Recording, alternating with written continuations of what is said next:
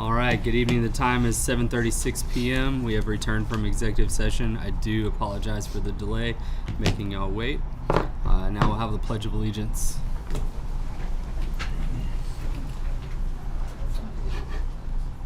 Pledge allegiance to the flag of the United States of America and to the republic for which it stands, one nation, under God, indivisible, with liberty and justice for all. Honor the Texas flag. I pledge allegiance to thee, Texas, one state, under God, one and indivisible. It looks like our American flag is gone. We had to borrow it, but It'll be back. Okay. it will. And don't we have A canister of Canister of flowers. So. All right, this time we'll have a brief moment of silence.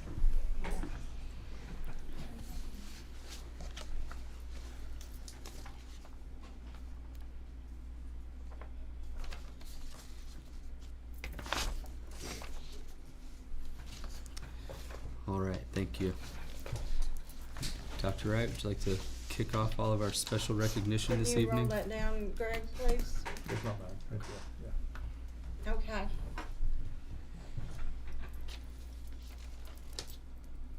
We're going to be recognizing the Argyle Middle School Honor Wind Band and Symphonic Band. And I'm going to tell you a little bit about this letter that I received.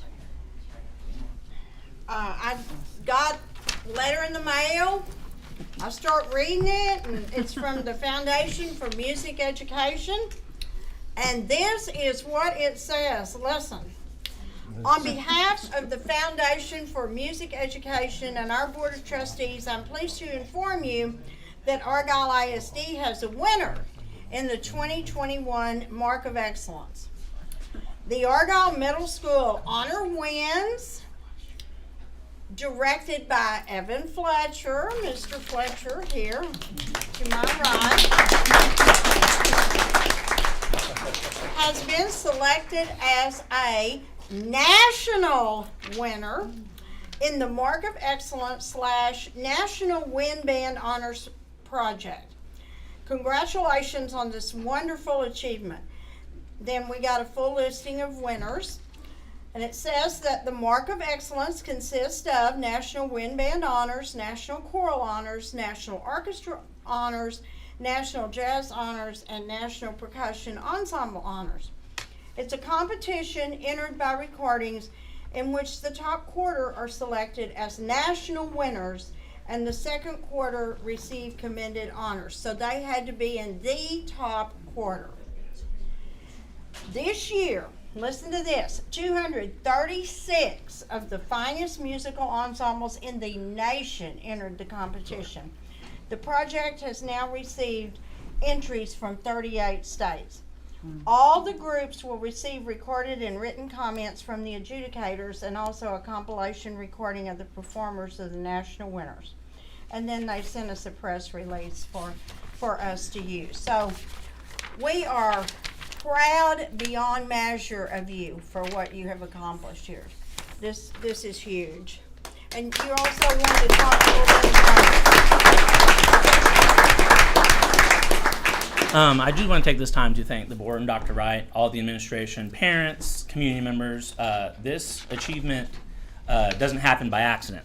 It's hard work from the students, but it's also support from all the people that are around them. So we truly thank you for that. The Symphonic Band was recognized with a Citation of Excellence, which is the same contest but against non-varsity bands across the state. From whatever reason, the letters didn't arrive at the same time. Mr. Gutta got his letter today. We found out the results last week, but USPS is just the way it goes. So we're really, really excited about these students. They've been working hard ever since they're in 6th grade. And these students were in 7th grade when they achieved this award. There are a number of high school freshmen that were also part of these ensembles that are currently working and preparing to compete for another state marching band championship. So they're not here this evening, but they're definitely the leaders of this group as well. So we have lots of students. You'll see these students do way more than just band. Some of them literally were running over here from the cross-country meet. And they're in multiple activities. Band is an experience that creates well-rounded students, and that's a philosophy of this district and a philosophy of our school and a philosophy of our program. So we're super excited about this recognition. And one last thing, even though my name is conductor on the award, like, it's definitely a team effort from a staff standpoint. The team teaching and the staffing that you allow us really does set our students up for success. So it's really cool for you to see the students and parents that your decisions impact, whether it's a 5-year plan, whether it's staffing, whatever. It's really important, and we're really grateful for all your support. So thank you very much. Thank you. I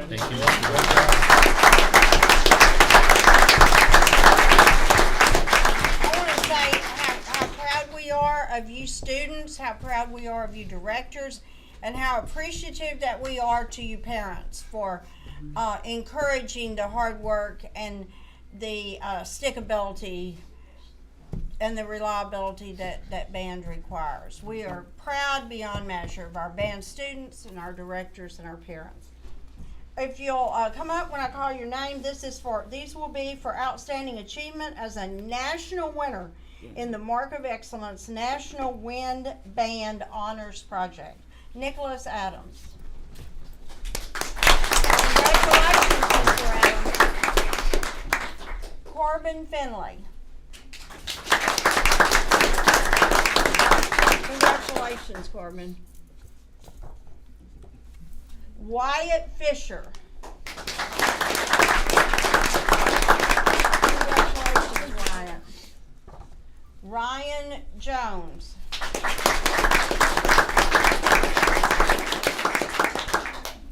Rylan Key. Congratulations, Rylan. Luke Leos. Congratulations, Luke. Ephraim Marino. Congratulations, Ephraim. Alexis Nam. Congratulations, Alexis. Aiden Nam. Congratulations, Aiden. Gordon Patuso. Pizzuto. Let me start over. Gordon Pizzuto. Is that better? Congratulations, Gordon. Oh, I'm sorry. Emily Ramos. Emily Ramos. Preston Sanders. Congratulations, Preston. And Langley Shank. Congratulations, Langley. We are so very proud of all of you. And these are for 2021 Outstanding Achievement as a Symphonic Band winner in the Citation of Excellence competition. And these will all be for that same award. Brian Angel. Congratulations, Brian. Tyler Arnold. Franklin Arrington. We can put that one on his mom's desk. Yeah. Karina Avila Pachon. Congratulations, Karina. Braden Bob. Arsha Nabungu. Congratulations, Arsha. Bailey Bostic. Madison Brunette. Marina Cosentino. Peyton Curry. Peyton Curry. Congratulations, Peyton. Peyton has the best mullet ever. Yeah. Ayushi Dambala. Isabella Dunning. Alan Epperson. Michael Fowler. Bradley Gover. Marshall Griffin. Ariana Hernandez. Anna Jade Hernandez. Valencia Hernandez. Jackson Holiday. Hayden Jenkins. Daniel Laura. Lauren Mansfield. Jack Merrill, did they not know we were giving them tonight? Well, they had various other things. Oh, I'll okay. make sure Grayson Myron. Nicholas Nets. Oh, okay. Nick Nets. All right, let me have his back.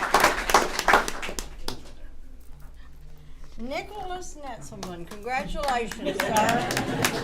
Keaton Payne. Matthew Price. Morgan Reniger. Malia Rickert. Malia? Congratulations, Malia. Benjamin Robinson. Eric Smith. Seth Sicking. Ryan Satilli.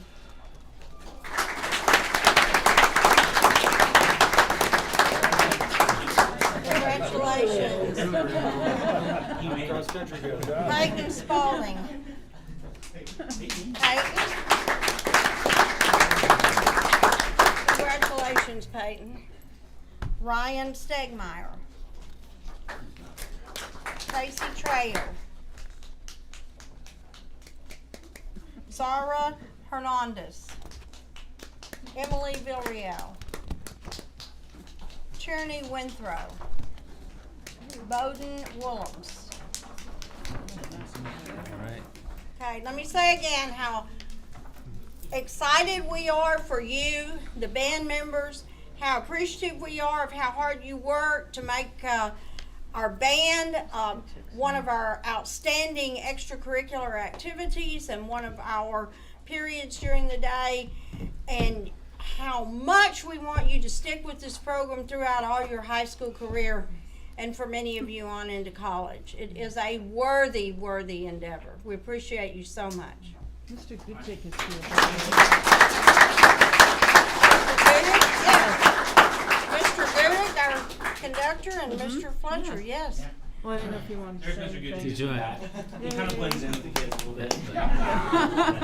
We appreciate you very much, Mr. Gudick. You do a phenomenal job with our students. Thank you so much. We couldn't do it without all of your support. So we talk about this all the time to our coworkers and our colleagues about how lucky we are to be in a school district that supports not just fine arts, but creating a well-rounded student, and we appreciate that. So thank you guys. We appreciate y'all. Great job. Thank you all. Great job. Congratulations.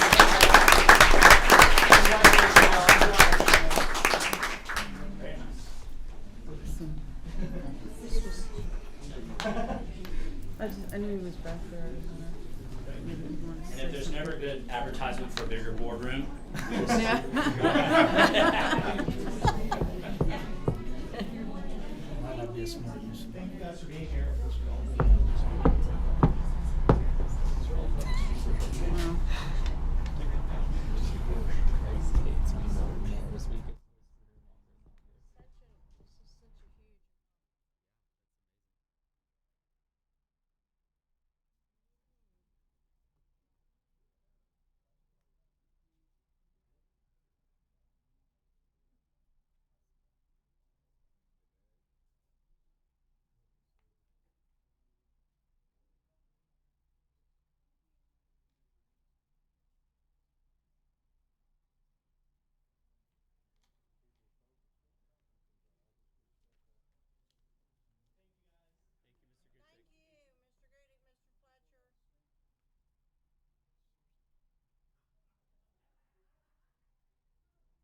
So there goes my audience for applause.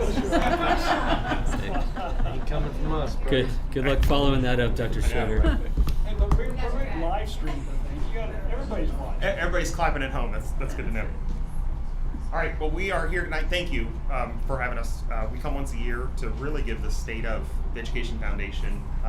We try to make it brief, but really just recognize the high points of what we've done for the year, and we have some folks we want to bring forth and highlight. So, jumping in, Education Foundation, as you know, really is set up to just support the school district. A far majority of the funds go to campus grants, teachers, really goes directly to the school district itself. I'm going to flip through kind of quick, but the idea really is that founded in 2003 and right at over $2 million has been raised in the last 18 or so years, and we're maintaining an endowment just under $1 million to make sure that it's self-sustaining in the long run. A lot of people participate. I won't read names, but there's a bunch of them here, 15 total within the organization itself. Amy Cook now, for those of you that knew her as Amy Williams as of last week, is now Amy Cook, manages the entire shop. And it's important to note that this year we're going to look at pursuing a director development, really figure out ways to start to multiply that endowment and multiply the amount of dollars we can raise for the school district. Breakdown of endowment, the far majority of it, $750,000, is the perpetual income stream we use to serve for our administration. We have two other important restricted grants, the Lisa MZ that funds a Golden Eagle Teacher Award, and then the Cantrell Restricted, in which we can do student scholarships. Additionally, we have a tremendous partner in CoServe, and currently about $150,000 in endowment that helps us run campus grants, and they perpetually donate each year. That allows STEM programs to be done at individual campuses. The principals are actively involved in that. Now the cool stuff. Unfortunately, like I said, we don't get as much clapping as before, but we'll all do it for them. We each year recognize Teacher of the Year. This year, for the first time, we recognize both an elementary Teacher of the Year and a secondary Teacher of the Year. So I'm going to bring each of them up. We'll clap the entire time if we'd like, but the idea is we'll do a quick picture of them. So we had Amy Young, one for Hilltop Elementary.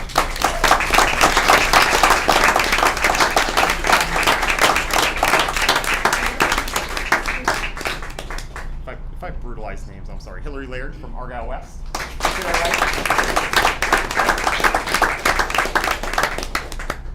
Patience Knotts from Argyle Intermediate.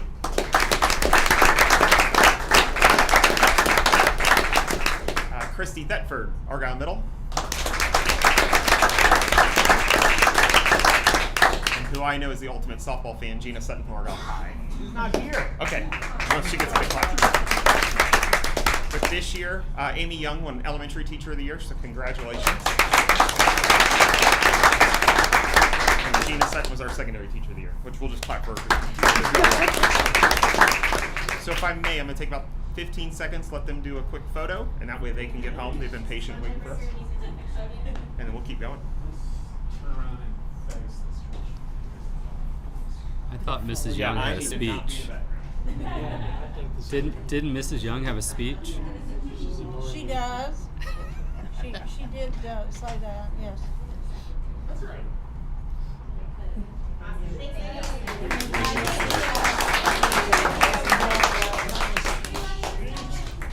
David, you can speak for her speech? No, he is not. Yeah. Oh, I'm sorry, I thought you were there. Come on, come speak. Think she'd recognize Or did you think she'd recognize me? All right, other programs, just in terms of recognition, 3 scholarships awarded this year, $1,000 each. Samantha Gladys had the Rudy Min Community Service Scholarship. Paige Baxter, the Deborah T. Combs Cantrell Health Science Scholarship. And then Jefferson Arrington received the CoServe STEM Scholarship. So again, just small gestures that we can give back to our students as they go off to colleges. In addition, 300 gift cards were given to AISD staff at the end of the year, staff luncheon. We try to do our part in terms of staff appreciation to make sure they know how much we appreciate them as well. Development was our challenge. We sat here last year and talked through a lot of the difficulties we were facing with COVID restrictions and what we were trying to do. This year, this team behind you, or this last year, this team behind you put together a virtual gala and raised almost $90,000 purely through donations. Congratulations. They did donations, did virtual auctions, just about anything they could figure out how to run. Mike Pritchow was able to put together a mac and cheese event, a chili mac and cheese cook-off event that took place in conjunction with Marty V. So really, just kudos to what they were able to pull off, what this group was able to pull off in a short and very trying time. Additionally, CoSERT Foundation, as we had mentioned, provided $2,800 grants for each campus. And again, our principals were instrumental in pulling those grant requests together. And then your district employees themselves raised over $12,000 that they contributed as part of their program. So all in all, an extremely successful year. Important pieces, probably more so than I've ever seen. I think it's important that you all are aware. Pam Arrington and Rick Herron really partnered with us, I think is the easiest way to say, in putting on the virtual gala. I've seen more cohesiveness probably in the last 12 or 24 months than before. And that's not taken away, but really it's just a credit to what Pam and Rick helped put together with us. They pushed things into local newspapers, got us involved in the newsletters that go through emails, active on social media.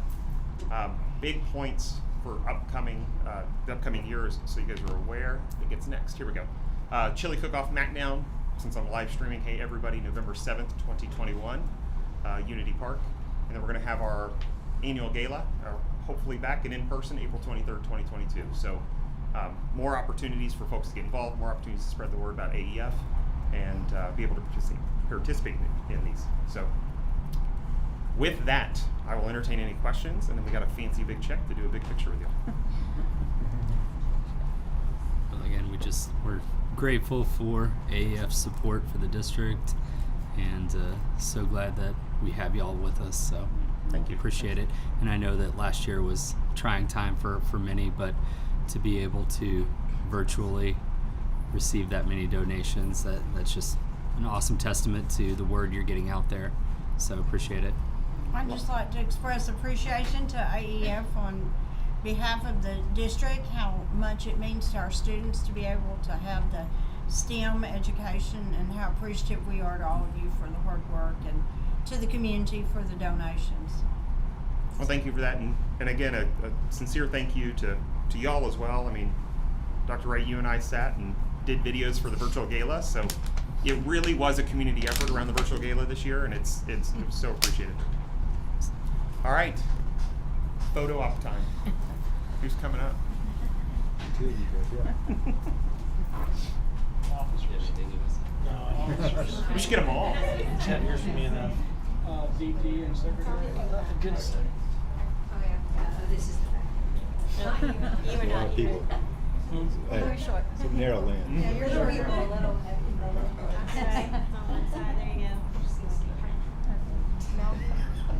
Yeah, do what he said. I don't really want to be. It doesn't matter.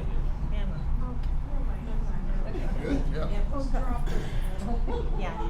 Yeah, not in her head. On your head. Can you move it down just a little bit more? Maybe just hold the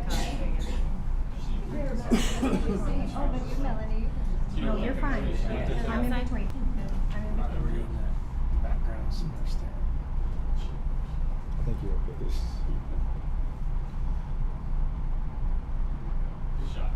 Awesome, thank you.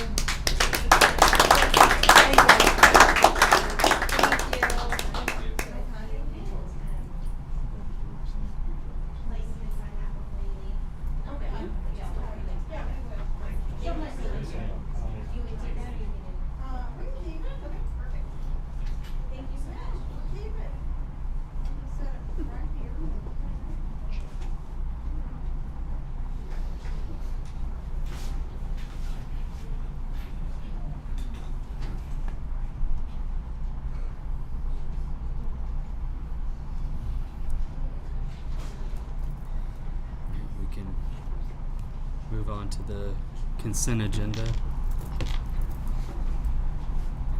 Does anyone have any questions on the consent items?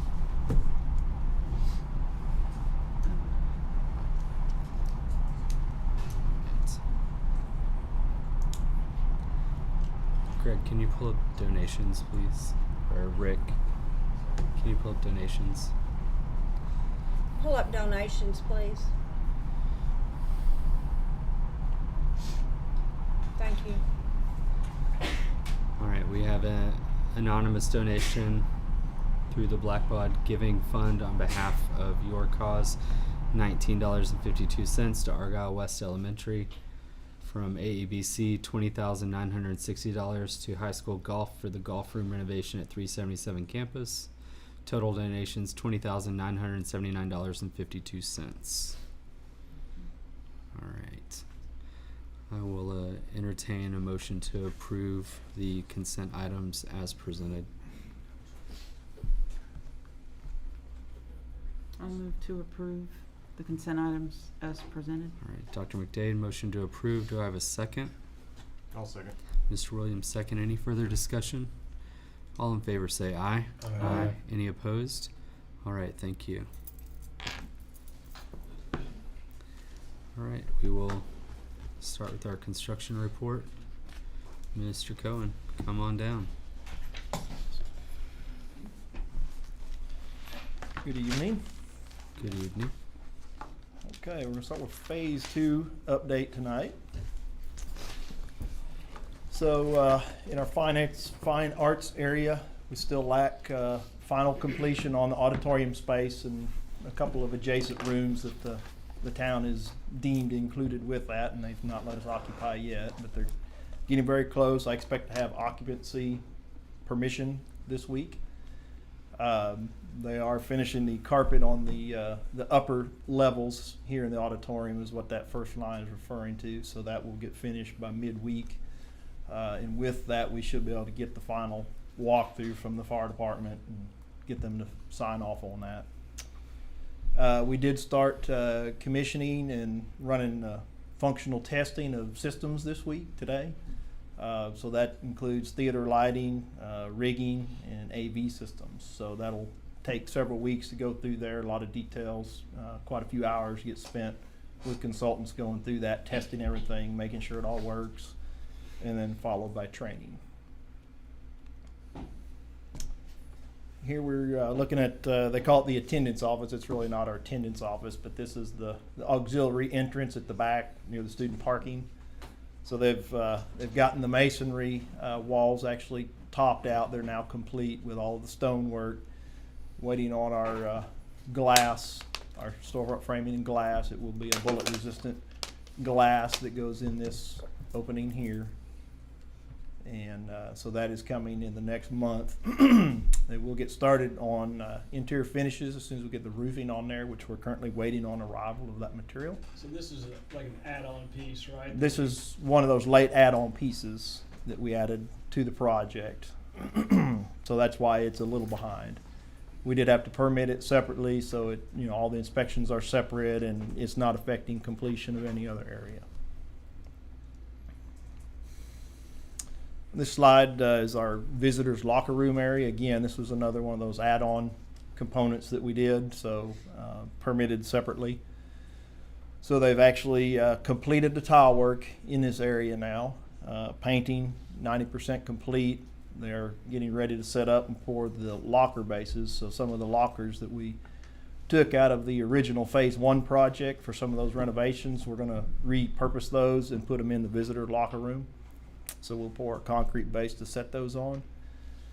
Plumbing fixtures have been set. I saw everything but a sink last Friday.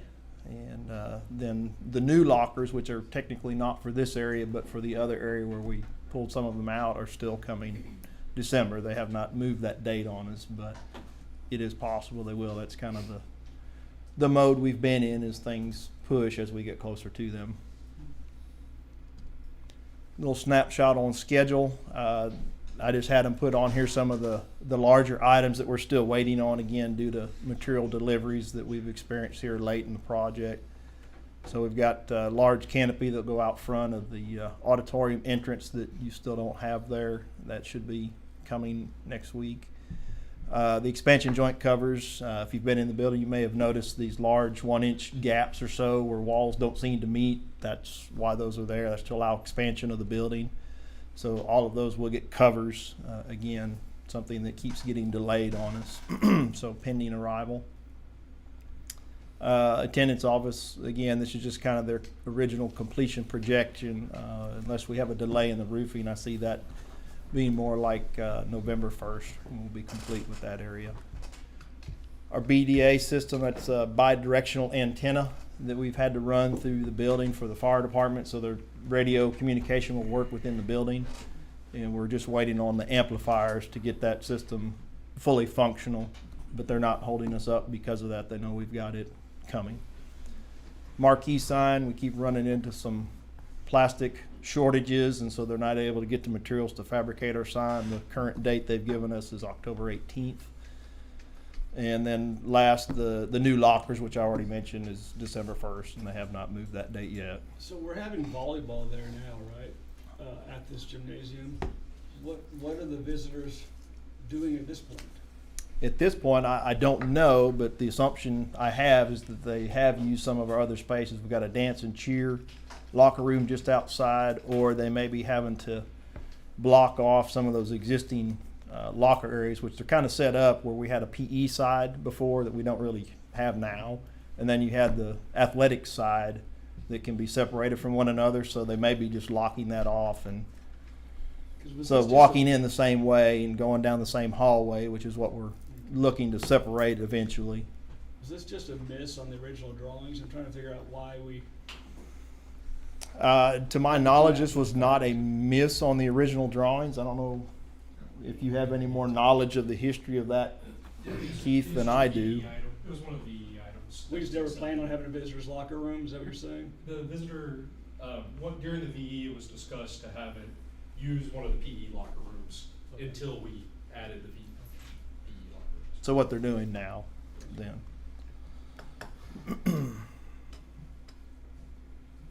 Any other questions?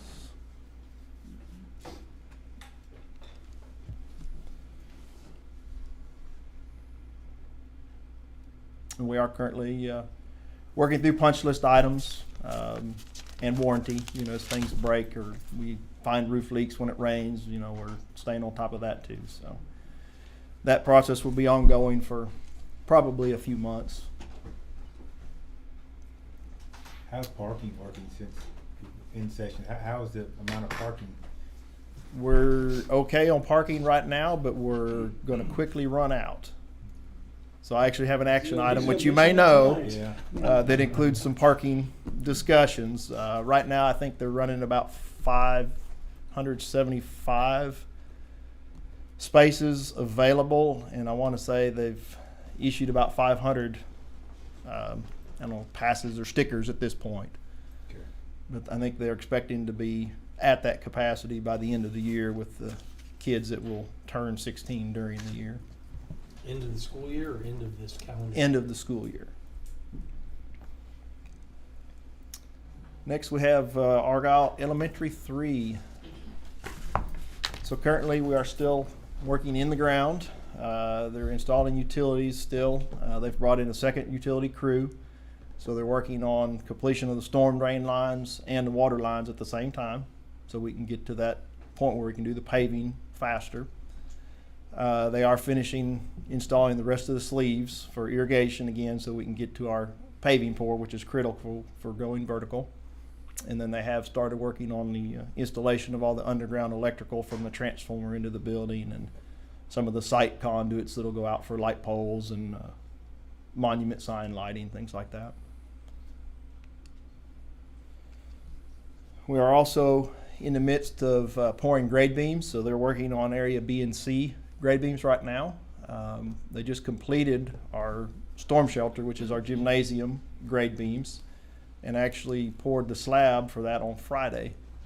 So it's kind of hard to tell in this slide, but this box right here is our gymnasium, so we've actually got the slab on the ground now as of Friday.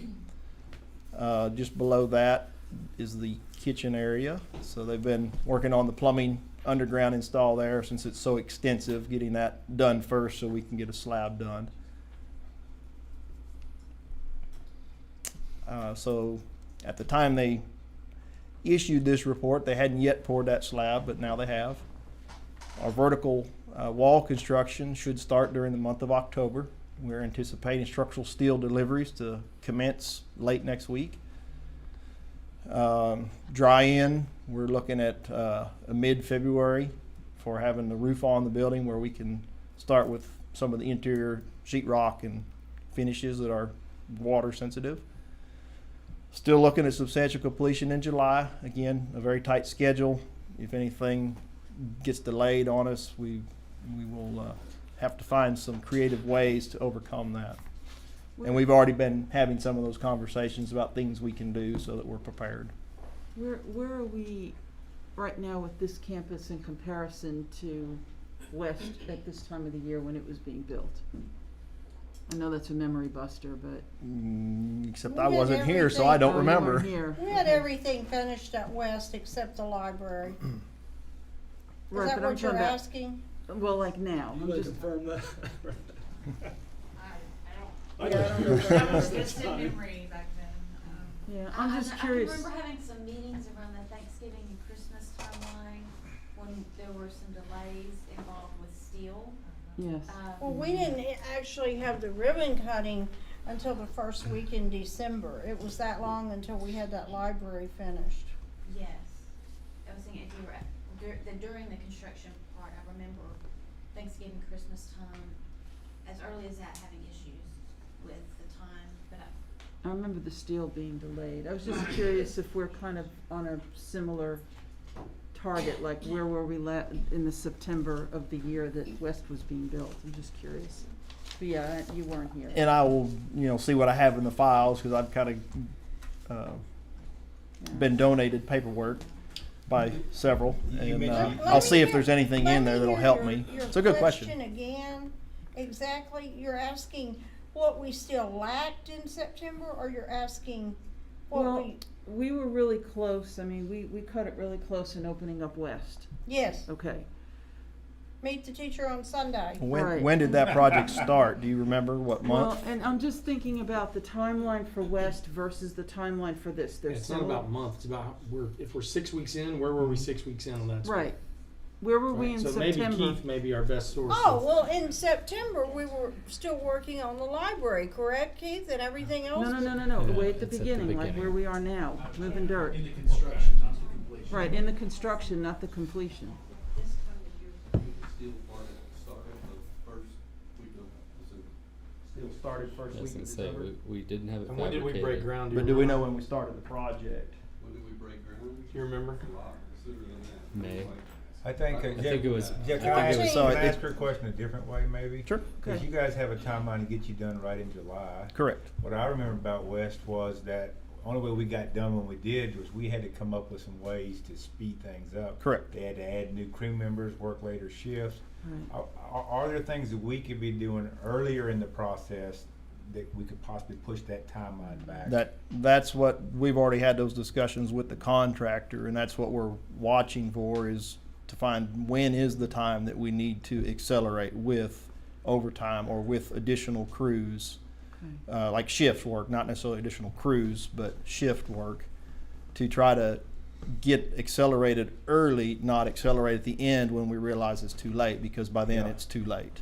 And they'll be expensive if we're not ready. So, building even Yes. if we had to build in some cost, seems like the earlier we figure that out, the more likely it'll be realistic. Correct. Right. We just don't want to start it too soon where we accelerate and get to a point, and then let's say we're waiting on the roofing material to arrive and we can't progress any further, then we've accelerated only to wait. So that's the balance that we're trying to stay on top of.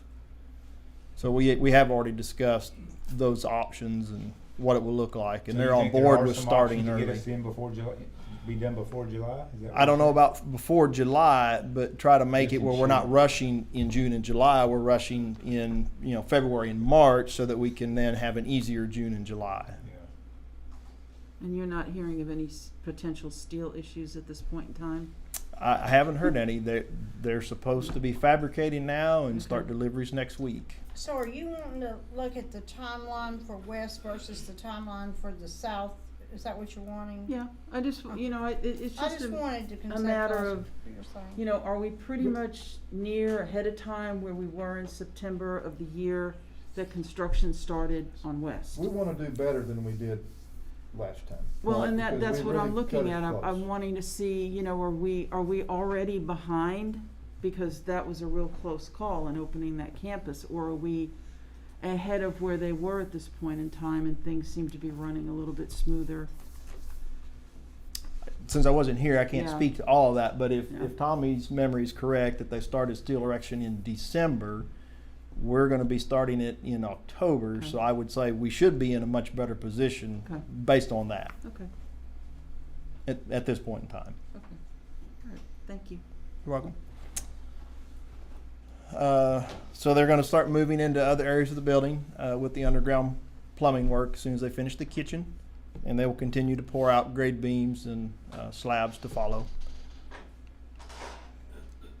Nope. Last slide, that's it. Next. And the only reason I ask that is because, I mean, it's essentially the same building. Yes. So It is. essentially the process is going to be relatively similar with some adaptations. Correct. So, you know, you can maybe make somewhat of a comparison Absolutely. in that sense. It's not like, you know, where were we with the high school in September at the beginning versus, you know, south. So that's why I was just asking, because it's a similar process, a similar build. It is. The main difference is that library. Right. Which should help everything. But even that, in the overall picture, as you say, what you're saying is true, and just changing the library alone really won't change that from an overall. It wasn't the design of the library, it was the acquisition of the steel. Right, okay. Okay, admin report. Different first slide. We don't want to do that anymore. So here we're looking at, I believe this was the first day, maybe the second day of steel erection, which was last week. Monday, I believe it started. So they've actually moved the crane to the other side of the building and got the structural steel completed there. They've been putting up joist and deck, which they should finish that this week. And then they'll start going back and putting all the miscellaneous steel, bridging, lintels, parapet supports, things like that. So they'll probably spend a couple of weeks working on steel, but the big structure goes up quickly, and they're nearly complete with that now. As you can see in the photo, we've got all of the parking and paving poured, which was one of the requirements in order to go vertical. So we've got all the concrete on the ground other than sidewalks. Structural steel is now nearing 100%. Our sanitary sewer line is 100% complete, backfilled. All the street cuts have been poured back. And then they did just deliver late last week our storefront framing material and some of the glass, which they have guaranteed dimensions so that they can pre-order the glass so that we're not waiting for it once they install those frames. On their schedule, here just a small comparison. Generally speaking, they're doing well, staying ahead of things for the most part. Steel erection finished by 10/6. That includes all of the detail work that'll be ongoing the next couple of weeks. Once they get the decking installed, they'll start running all the mechanical, the sprinkler piping, ductwork, plumbing, electrical, all the things that will hang off of the deck. They'll start running all of that as soon as the steel deck is on. And then as soon as they get it decked, they will also get the rooftop unit curbs set. Another angle showing the steel erection progress. And upcoming finished steel, receive metal stud framing materials, start framing exterior walls, and then get started with all our MEP rough ends. So one thing I do want to mention tonight that just came up is the contractor has approached me, and due to material increases, his drywall, his metal framing contractor, has asked for additional money. And at this point, I'm kind of reporting to you live. It's changing quickly, but he's telling me that this subcontractor of his has threatened to walk, taking the materials that he's procured for our job with him. We haven't paid for those materials yet, so we don't own them. So I've consulted with an attorney, got a response from her late today. Contractually, she says we have no obligation that we have to pay anything. It's certainly something she says we're allowed to consider. So I'm just presenting the information to you. He's asked for $130,000 for this increase in the material cost. What it means for us if we don't have a discussion and maybe come to an agreement is that if he does walk, then of course we could wind up with some litigation possibly on our side as well, but he'll have to, the contractor, Tegrity, will have to procure another subcontractor, which he's received one quote that he shared with me, which was already higher than the other one with the increase. It will mean delays to our schedule, because now he'll have to go through submittal process, approval process, order materials, wait for the materials. So I'm not bringing any recommendations or requests to you. I'm just putting the information out there that we're How long ago was the learning bid it given? about. How long was the initial bid given? He held the price. We awarded it within the time frame. One of the potential extenuating circumstances is all the delays we had with the town and being able to get the project started, which are certainly not any fault of Tegrity, nor could we have foreseen that. So that would be an extenuating circumstance, that we may want to think about as we consider what we're going to do moving forward So you with him. said contractually, the attorney said we're not obligated to pay more. Contractually, what's the sub obligated to provide? Contractually for the sub, I don't know, because that would be the contract between Tegrity and the subcontractor. So So what's our Tegrity- contract between us and Tegrity Okay. just means he's obligated to give us the administration building for the price we agreed upon. Yeah. So So it's his issue, not ours. it is his issue, but we experienced the delay on the backside when he has to replace the contractor, go through submittal process, He has no order deadline, materials. sorry. He has no, in his contract, there is no delivery date at all. The delivery date would have been tied to a number of calendar days. So with the delay by the town up front, that will be an extension to his contract time, but it is not an extension of any dollars for that delay. He only gets time. What about the delay that would occur by for him having to go out and get a new subcontractor? Is that a delay that would allow him additional time under the contract? I would say no, that would not, That's on him. because that would be his delay solely. All right. So That's pretty hefty. Yeah, I know. it is. One of the It wipes benefits out of the con- contingency in the project. If I were to use what's in the project as contingency now on our side, Isn't that that's the all reason I you have. did CSP? Yeah, That's what I was about to say. One of the Yeah. reasons that we switched from, to competitive seal proposal, yes, was so that we would have the price. Being financially responsible with bond money, is that what you're referring? Mhm. Oh, okay. And isn't the completion of the administration been a little less time sensitive? I mean, honestly. I think so. Yes, last time. I mean, but, so if he, Yeah. so let's say, he gets the days from the delay from the town, right? And this goes over that. Mhm. It eats those up, let's say, because he has to get more, does it then get into liquidated damages for days past the extended date? Am I It making will. sense? Yes, it will. There is liquidated damages in there. I do just want to chime in one thing, the connection to that other elementary being built right now is running through that new administration building, so that new administration building has to be online How long? before we can use that. How long does that have to be online before? By July? I mean, you By can July? put everything in and then just literally plug it in. For the most part, yeah. I mean, troubleshooting time, a few days, but yeah, it can be close. So with the extended timeline because of the delay from Flower Mound, what's the new projected finish date The in new terms pro- of time? The new projected completion date is April. So that's enough time. Okay.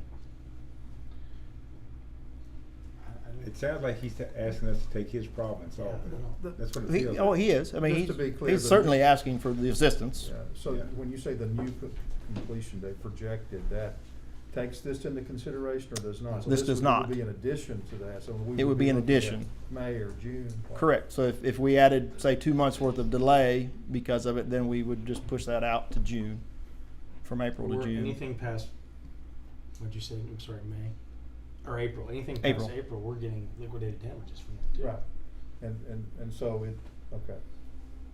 Well, I don't know if the contractual time is in April. I'm telling you what is on his schedule is April. So he may be finishing before his contractual days run out. I'd have to go back and look and see where we're at contractual timeline.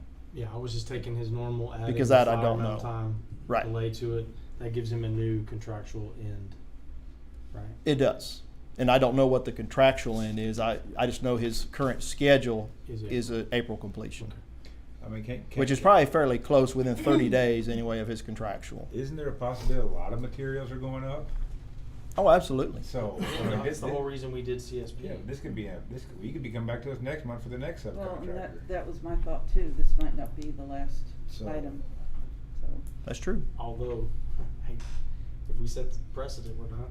Yeah, I'm It is saying. what it is. Yeah, That's what I'm Sorry. saying, we're opening up Pandora's Yeah. box a little bit. Yeah. well, that's my point, Mhm. yeah. So you're just sharing, you're not asking. I'm just sharing information, and, you know, the only thing I would say is, you know, the town delay is certainly not on them. If that is any kind of mitigating factor and why we might want to think about something. What was the, I'm sorry. That would be the Go only ahead. thing I What could was the say. town delay? The town delay is about 6 months worth of delay in just trying to permit this project. Because we were scheduled to start in September. Is We that didn't get because of- started until February. But is that in due part to the misplacement of the foundation? No, Yes. no, that has nothing to do with that. That's a whole other set of delays and things that, you know, they probably will claim some time for, and they're probably due some time for that. But the use of the wrong CAD file was definitely a factor. Oh, not in the 6 months. Well, yes, it could be a factor, because if we had the right one, we would have designed differently. So it's a very messy situation. So are the, have the, I don't know any other word to use other than damages, but are the damages as a result of that delay being caused by the certain things not being in the right position, that were originally in the right position, so on and so forth?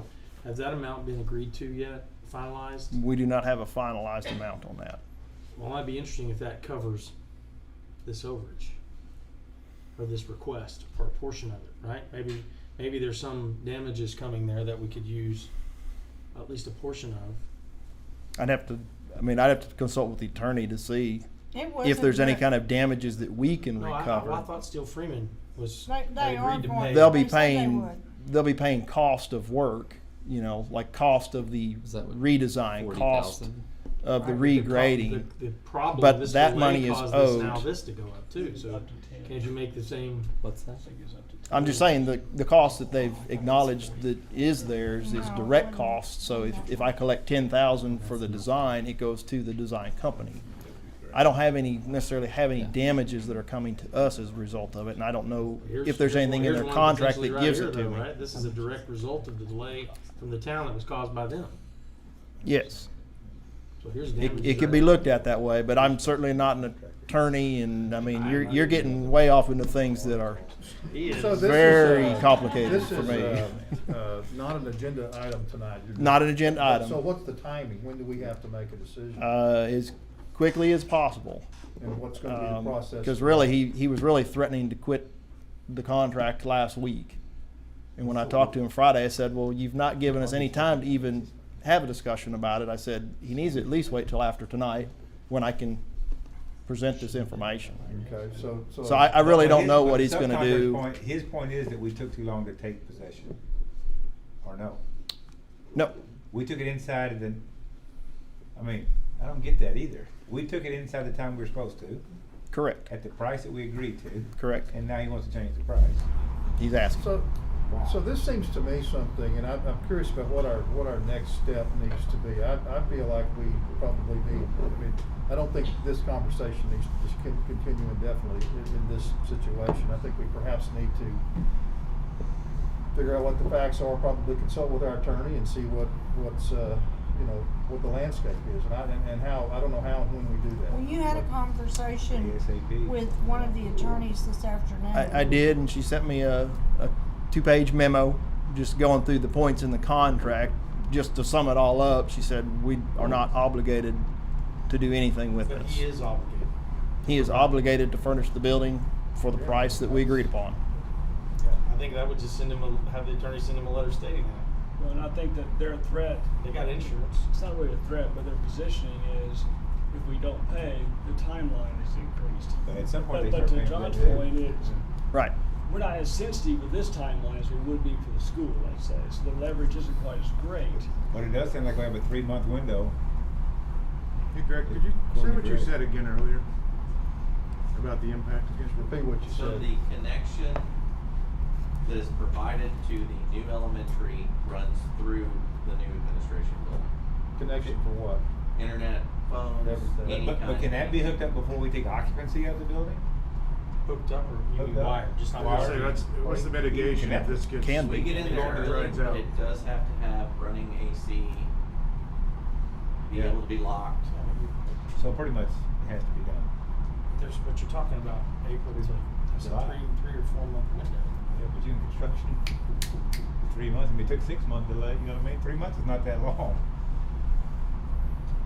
I think there's a lot to assess here. There is. And we're dealing presently, this is not your fault, but with incomplete information. We need to know more. And, Has the bond oversight committee heard any of this? No, we did not discuss it. I didn't have all these details and hadn't yet got the attorney's response at that time.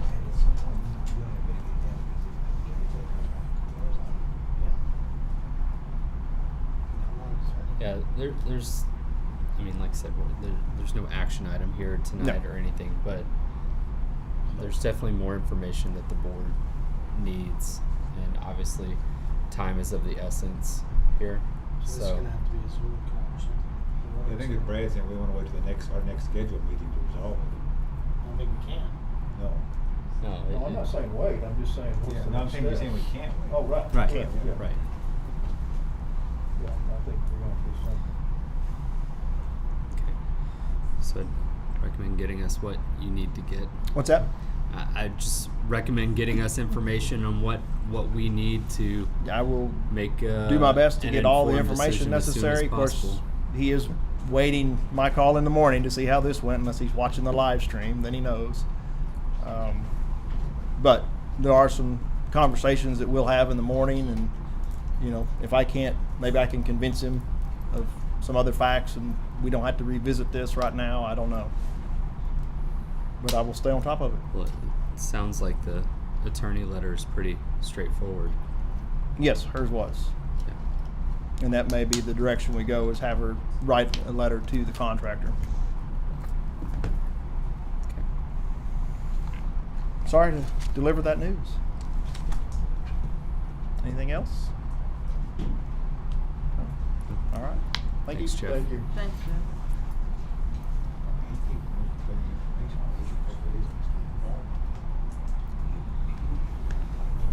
All right, Dr. Ray. Okay. Just a few things here.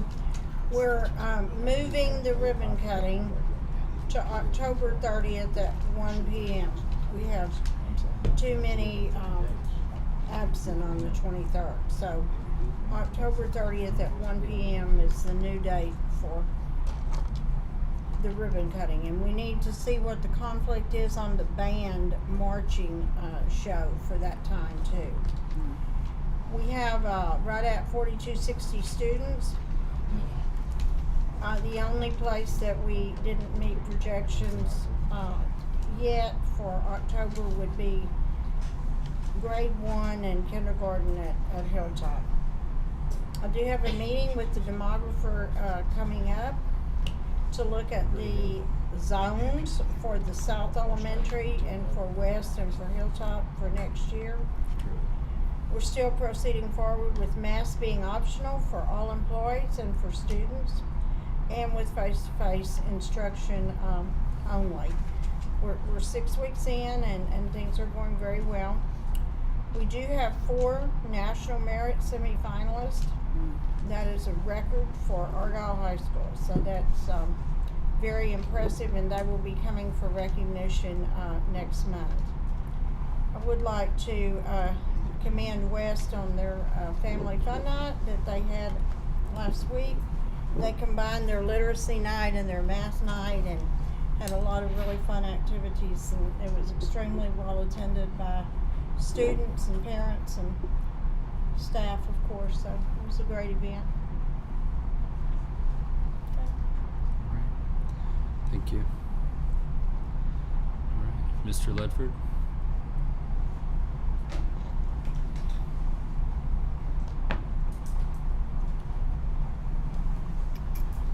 There Doing well. Hungry? Is that what you said? Hungry? Yeah. Okay, so I know that there's been some questions about some of the energy management stuff that we've kind of our set points on some of our air conditioners and things, and I want to kind of go through some things with you that are in place now. As far as set points for the campuses, these are the set points. I know you guys have looked at these a little bit already. So when we first started this, we started at 70 degrees. From 70 to 74 was our set point range, and we had a lot of problems with that. The main problem was it just got hot, and the set points are different than what the offset points are. Like, I guess let me go to the next slide here. So this is kind of how I attempt to explain it. If the temperature is set at 70 degrees, we're dealing with 2-stage cooling units. And the first stage will come on at 72 if there's a 2 degree offset. And that's what we've been advised to have. I've talked with Clip a little bit today and throughout the week last week, and we may do some changing on that. But as of right now, it's set at 72 degrees. So what happens is the first stage of cooling comes on at 72, and then the second stage doesn't come on until 73 degrees. So a lot of times if you set it at 70 degrees in the classroom, it'll feel like 73 because it is, and the full capacity of the air conditioner will not come on and get all the way back to 70 until it reaches 73 degrees. So even though it's a 2 degree offset, it's really 3 because the second stage doesn't come on. So it just feels so warm in there. If we decrease the set points, and we've talked about this, there's a lot of different things that are in place. The air conditioner has to run a long enough time to get the humidity out of the air. And it's designed to do that usually with the first stage, because the first stage runs for a longer period of time, and then when that second stage comes on, it just gets to the lower temperature fast. But if you decrease that time, you're not going to get as much humidity out of the air. But after talking with Clip and our air conditioner people, we think that a lot of the reason this is happening is because our ventilation process that's occurring when the unit is off. So if the unit is off and it's reached the 70 degree temperature, the ventilation kicks on and just moves the air in the room. Okay, well, what happens is it takes that air from the top of the unit where the sun's beating you down on it, and you got the drain pan that's full of, or has a little bit of water in it, and it forces all that humidity in the room. Well, humid air is a lot more, it feels a lot hotter than regular air without humidity in it. So what we're going to try to do, just to help with this issue, again, this is ongoing, and we're trying to experiment and figure some things out to reach a degree temperature that's going to be comfortable, but also not so drastic as 67 or 68 degrees. So we're going to try to reduce the ventilation process and just allow it to be off instead of circulate that air. So it'll take longer for, during the month of August and September, at least when it's so hot, it'll take a longer period of time for that, since it just won't allow so much humidity in there because it's not circulating through the room, and that humid air would come in the room.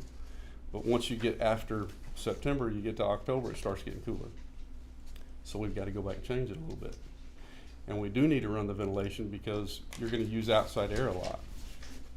And that's how you get that savings of money, because you don't have to cool it as much because the air outside is almost as cool as what you need on the inside. So there's a lot of things that we're trying to do that are different. And if we can get the set points to, I mean, our goal is to get from 70 to 74. And we've tried, but we didn't succeed early. But if we change some things internally, we're hoping to get there by just making it a 1.5 degree offset instead of a 2 offset. And if we can get by with that, we were just talking out in the hall, even though the unit has to run a certain amount of time to get rid of the humidity,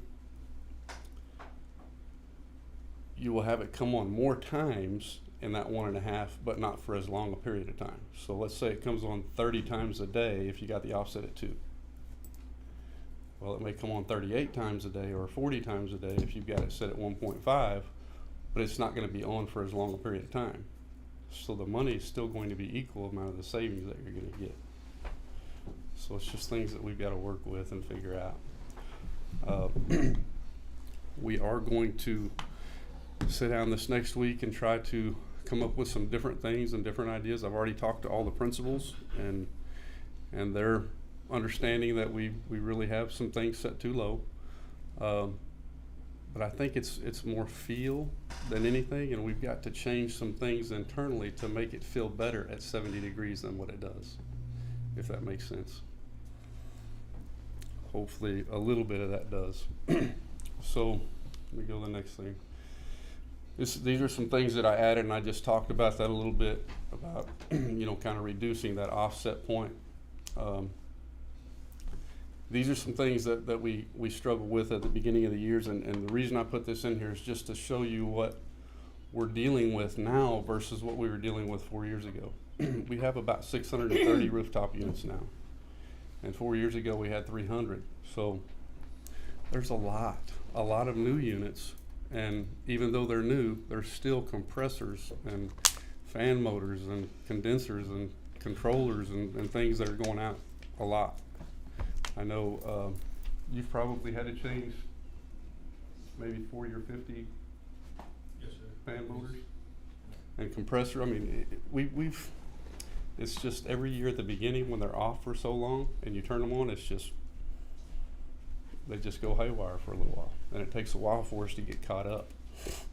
And it happens everywhere. It's not us. So we did try this summer to run them a little bit during the summer instead of leave them completely off, and we did have a little bit more success. We had less problems, but we still had compressors go out, and we still had fan motors go out. And the storm, I mean, we lost a lot of motors due to the grounded wiring, just the power going off and on to all those power surges that we had. But anyway, there's a lot more units now. We've got a preventative maintenance checklist that we go through too. When I first started, we only had one AC guy, and he didn't go check on any of them until something went wrong. We didn't have anything preventative. We didn't have time. I mean, one person taking care of 300 units, there's no way. You don't have time. I understand it's new for us, but there's a lot of big buildings with a lot of air conditioning units. Is there not, even the guys that install these air conditioning units in these huge buildings, it seemed like that fine tuning, somebody ought to have that down to an art form. They could help us. You know what I mean? It's not like we need to reinvent the wheel. Surely somebody's figured out that fine tuning that you're having to figure, you know what I mean? Because it's new to you. I do. I understand what you're saying. So we do have a test and balance guy that comes out right when they're installed, and they test and balance all the units. That's different than somebody that comes in and puts in the building automation and the controls, so to where we can actually control it and have use of it. So I will tell you that most school districts have, somewhere between 70 and 74. Most of them are 71 to 74 degree set points. I know that there's some things that should be in place, but after talking with Clip today, the subcontractor that we used through Clip has been our consultant through this. Them getting on the same page has been, we haven't got them together after everything's been installed, and we're going to get back to that this week. Clip has a little bit better idea, I think, some of the way some of the things should be ran than these guys as far as a standard, and the standard that they have put in place is not working for us right now. And like you're saying, that should have already been figured out, and people should have that figured out before they come in. But the standard isn't working for us right now. It's just not, and I agree with you. It's difficult for me to understand because it should work like we want it to, you know, but it's not. So I guess my question would be, actually probably before Clip, is that, you know, you talked about big buildings, I would say school districts. This can't be a new problem to school districts, right? There's gotta be someone who says, hey, you know, to your point about, you know, certain months of the year, you don't wanna circulate the air, right? Right. You don't wanna do that because you know it's hot.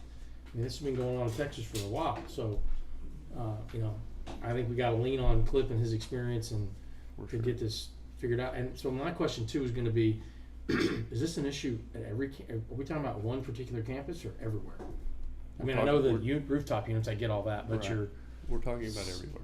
Yeah. Now, a lot of the times, you know, the bigger schools are worse because you have so many different personalities of people in there. Some need it cold, some need it hot, and there's Yeah, sure. You know, there's always that. Well, so let me ask you a question about that. With these control systems, are we controlling it at the school level, or are you controlling it on a computer? We're controlling it on a computer. So, The range or the actual room? The range. So they still They have still some- have they can a override it at the fluctuation. local level? Well, they have a fluctuation. Within They the set it from range. 69 to 74, so they can move it from anywhere from 69 to 74 degrees. So all the hot natured people are gonna have it at 69. Yes. Right. Or 67 or 68 if they can somehow finagle it, but we're not letting that happen. The reason I kind of jumped in here and got this ball rolling, and I apologize for the extra work that you've No, had to that's- do. But it's really because I spent 6 years of my life watching my kids go to the high school building and now the new high school building in August and September in sweatshirts and sweaters because they freeze their tail off at 100 degrees out, but inside it's cold. Right. And that has continued to go on. And so my pushback was, well, now we have control of it, right? We spend a lot of money to have control of this. And why are my kids still going and freezing at school? And then I saw a commercial over the summer that said you could save 20% on your energy bill if you moved your thermostat up from 72 to 74. It's like, how much money could we save if we actually raise the temperatures in our schools? And so that's really, I just want to understand why we chose these numbers, and also could we have some savings if we actually increased the temperatures in the room to still a comfortable level but not a freezing level? I don't know. For sure. So I will tell you just from my experience, and I'm different than anybody else that has taught or is teaching right now up there. When I taught, I came in the morning and I haven't been outside. I had just come straight in from the building, you know, into the building and taught. So I had it set at about 72, 73 degrees. Fourth period, I'd go over there and I'd coach, and I would be wringing wet, didn't have time to take a shower, eat real quick, go back to my room and start teaching right after lunch. And I couldn't get it low enough, and I couldn't stop sweating. So I'm just saying that to say everybody's different, and their process throughout the day is different, and it's hard to keep everybody happy. Mm-hmm. It is, because, you know, somebody that teaches there and doesn't leave that building the whole time and doesn't leave that classroom, they don't need it lower than 72 or 73 degrees. And if it's cold, you can put a jacket on, but if you're hot, you're in trouble. And I'll just go ahead and Well, tell you, you said it at 73, and I'm gonna suffocate. Right. I really will. Right. But it turning on and off and on and off and on and off, back and forth, we're not realizing the savings we thought we were gonna realize, and we're quickly gonna eat them up. Right. So The whole point of doing the project was obviously to make everybody comfortable and give more accurate controls of the building to you and your team, but it's also with savings, and that's. So we have seen a big savings, and Clip and I have talked about that a little bit today too. I did a little bit of work, and I sent him some things, and he's even found more than me. But so I need a little bit more time to present that at the next board meeting. But I will come back and present that at the next board meeting. But I know it's somewhere between $150,000 and $200,000 in 1 year. Now, that's not all lights or not all air, but it's about $180,000. And that's a $180,000 savings on 1 year. 1 year, a year. which I think was the number. That's about what we were What was the told. number 2?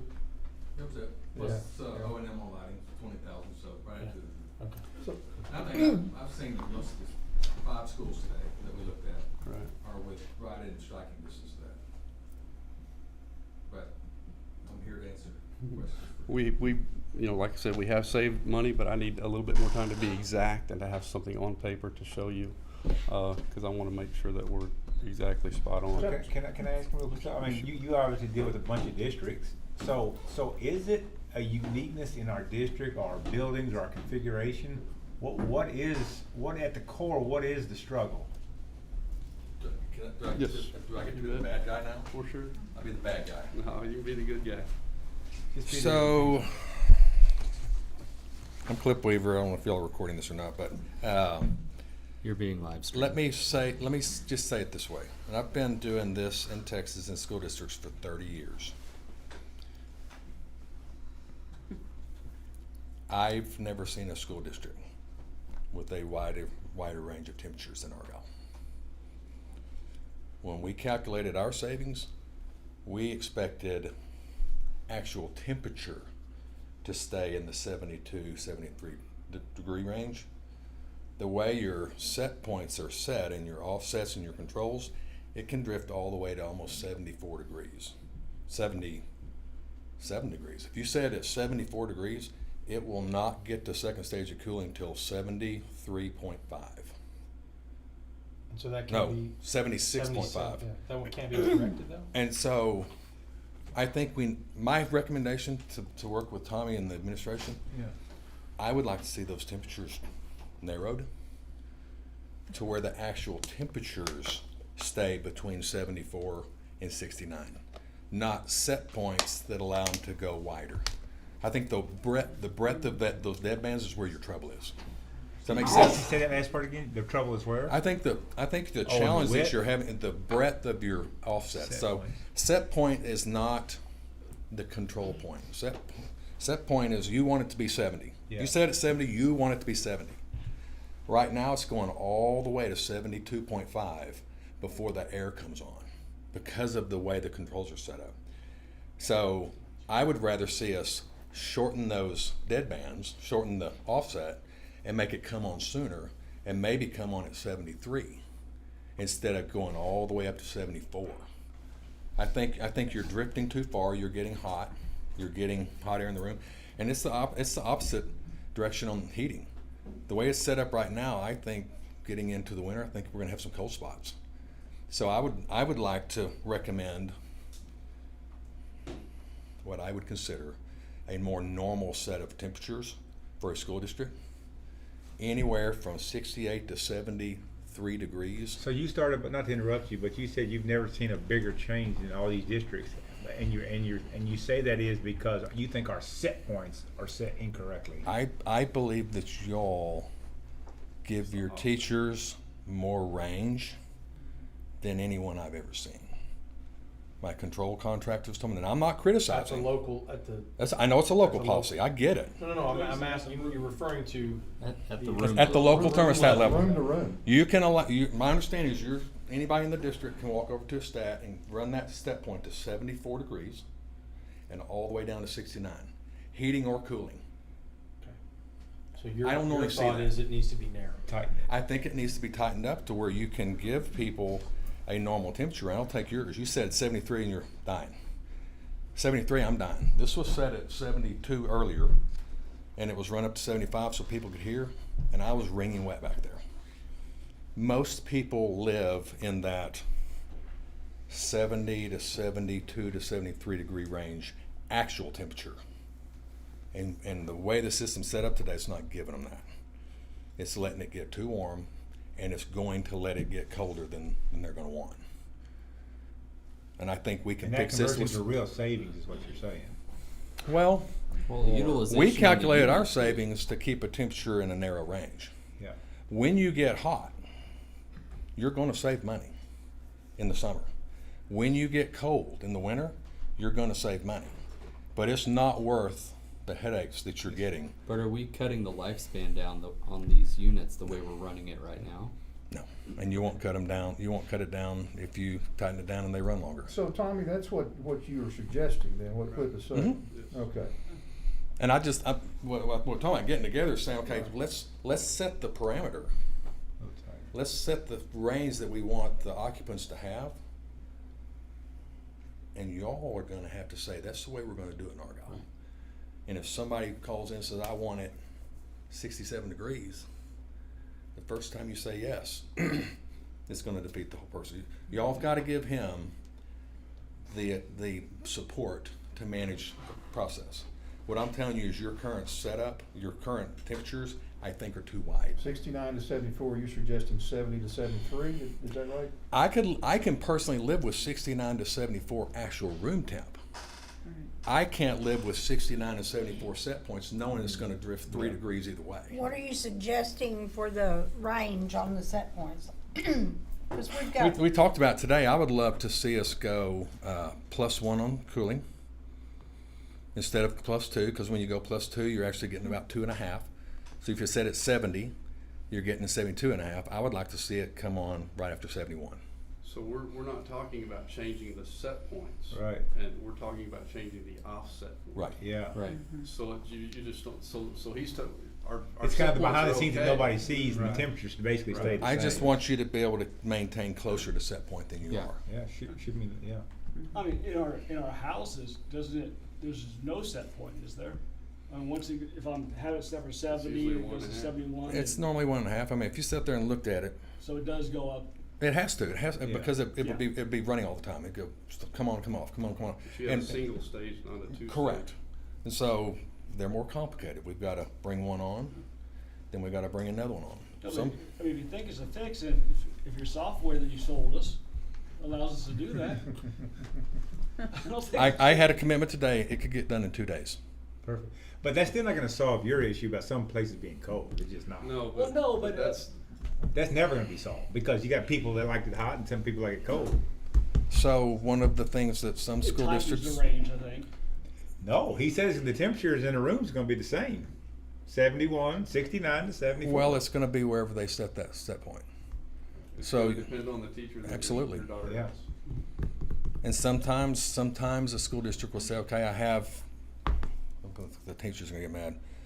I have people messing with my stats too much. And they narrow that range. Y'all let them go 69 to 74. A lot of school districts say, I'll give you 1 or 2 degrees either way. 1.5 degrees. I'll let you go 73 down to 70. And now you've brought that temperature swing in.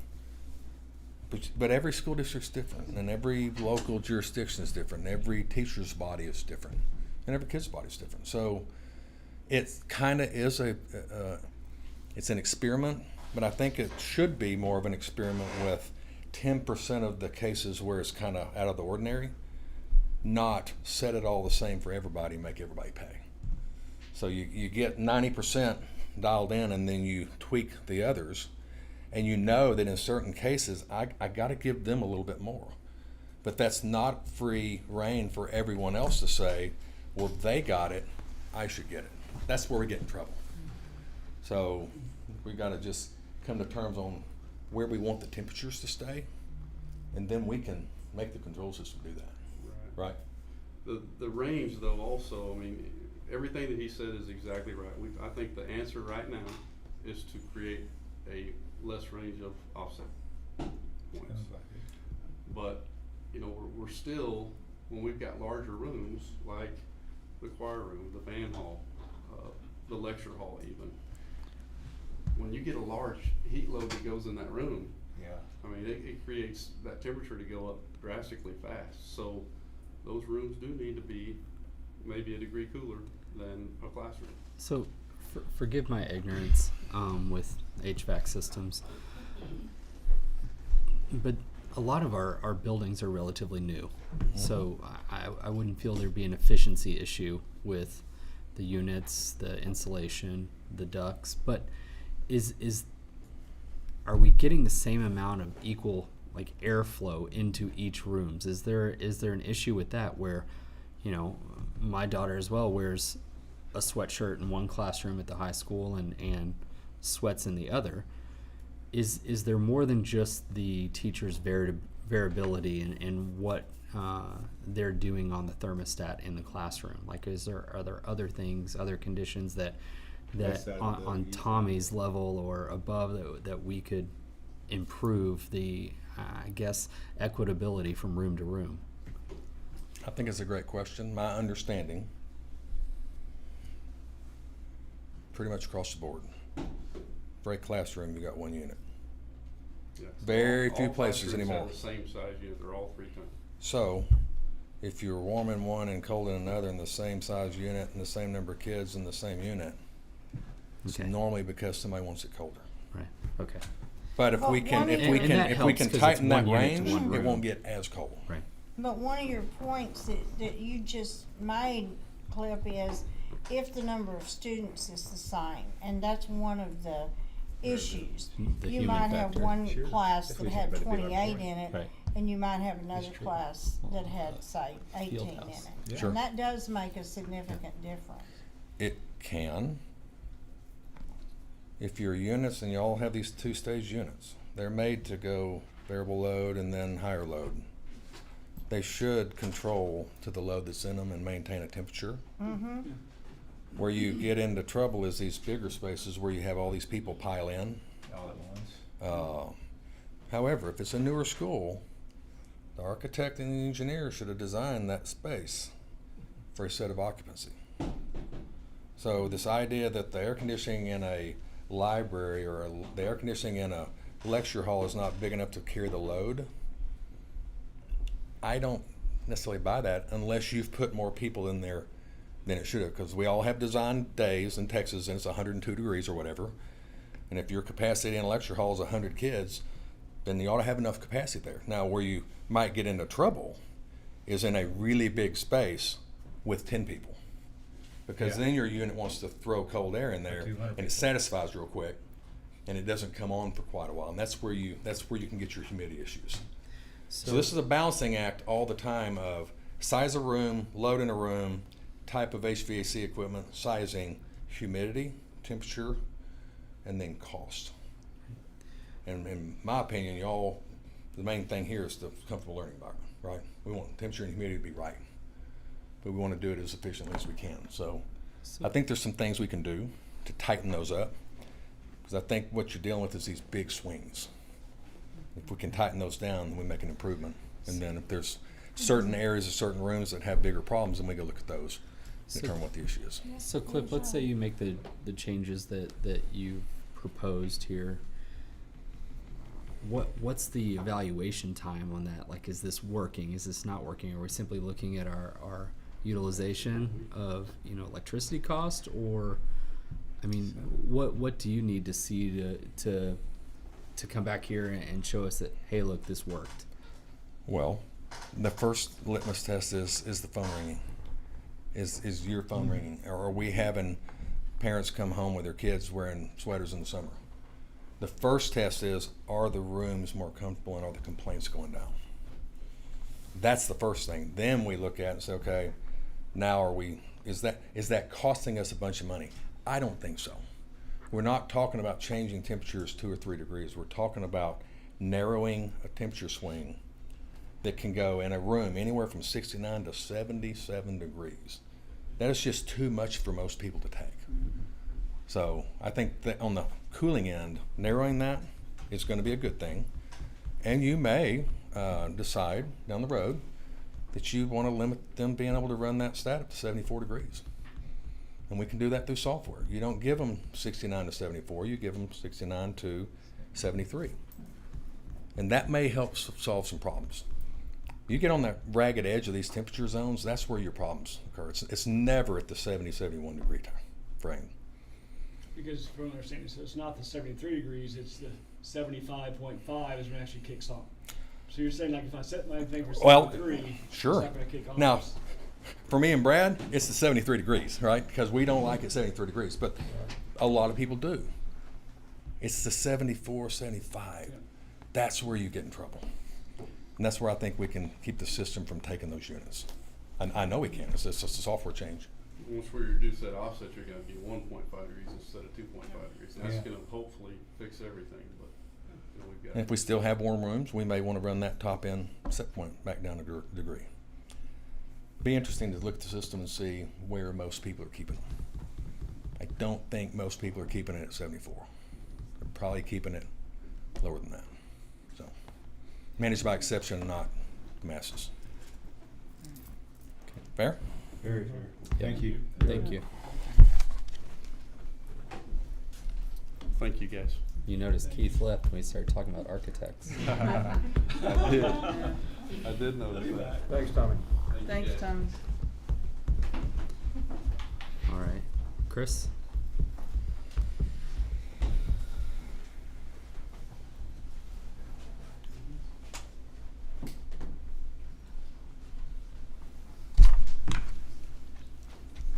Good evening.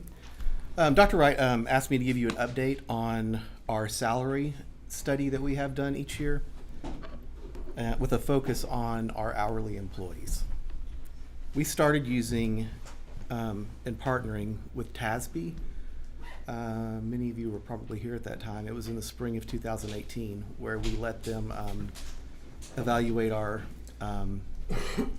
pay grades and make recommendations to us, and then we ultimately bring a recommendation to you based on their recommendations. When we first started, we were asked to use some districts that we wanted to compare ourselves to. And at that time, these are those districts. And you'll see that some of them are similar in enrollment and some of them are not. And some of them that are not all, but are people that we compete with in certain areas, competing as in salary, such as Northwest and Denton, sometimes Keller and Louisville. So those are the districts that we are using in our salary study each year.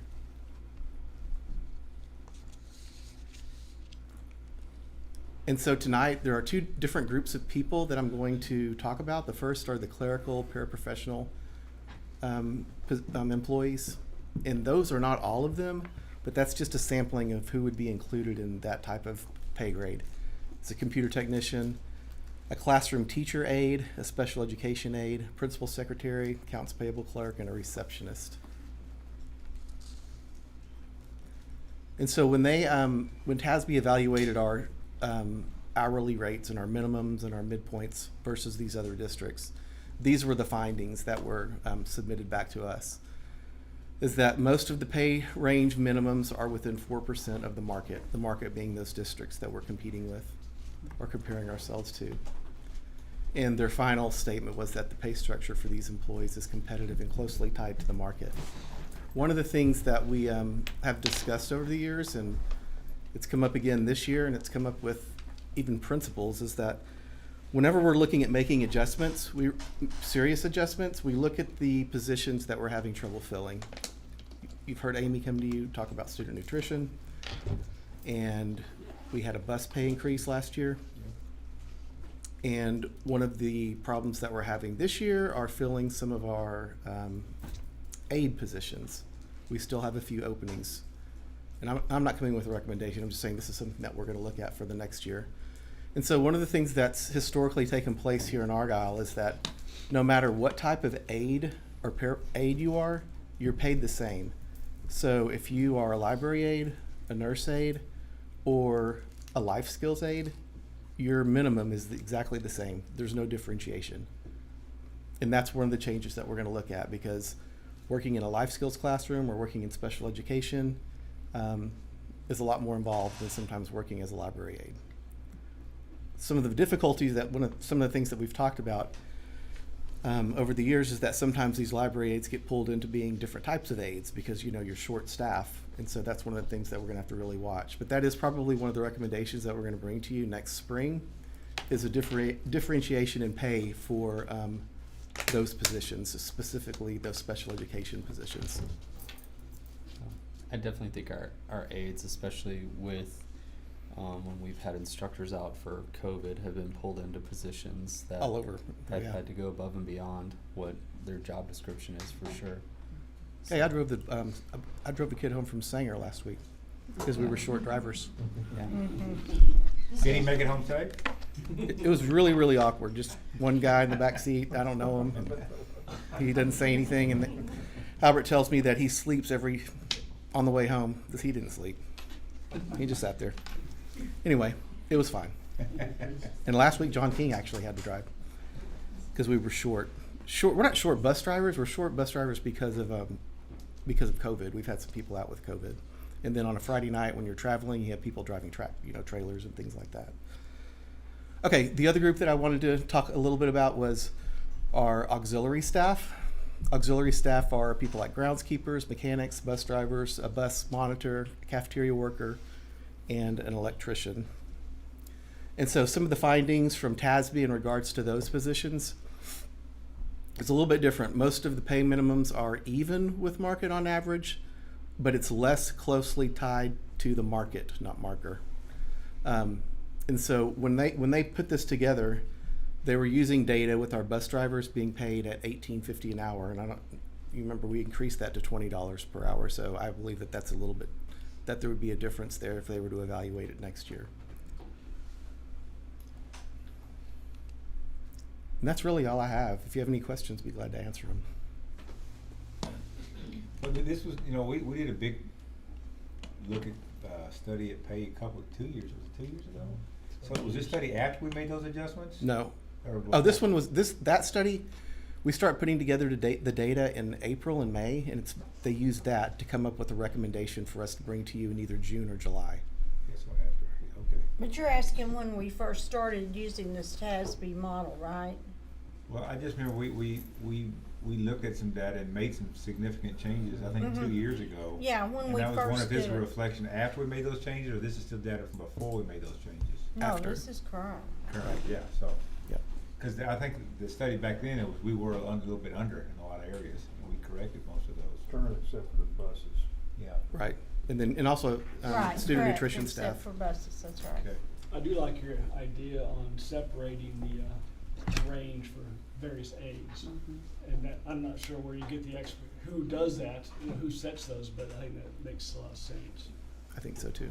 When we looked at some of the larger districts, we did see, although we don't necessarily compete with some of the larger districts on pay, we did see that they had differentiated staffing and that would help with the aides and with the campus. And we're really looking at it because we're having Clerical trouble help. filling those positions right now. You're having trouble filling those positions, and our special education needs are ever increasing. Right. So. All right. Thank you. It's not an area where you want to be short-staffed.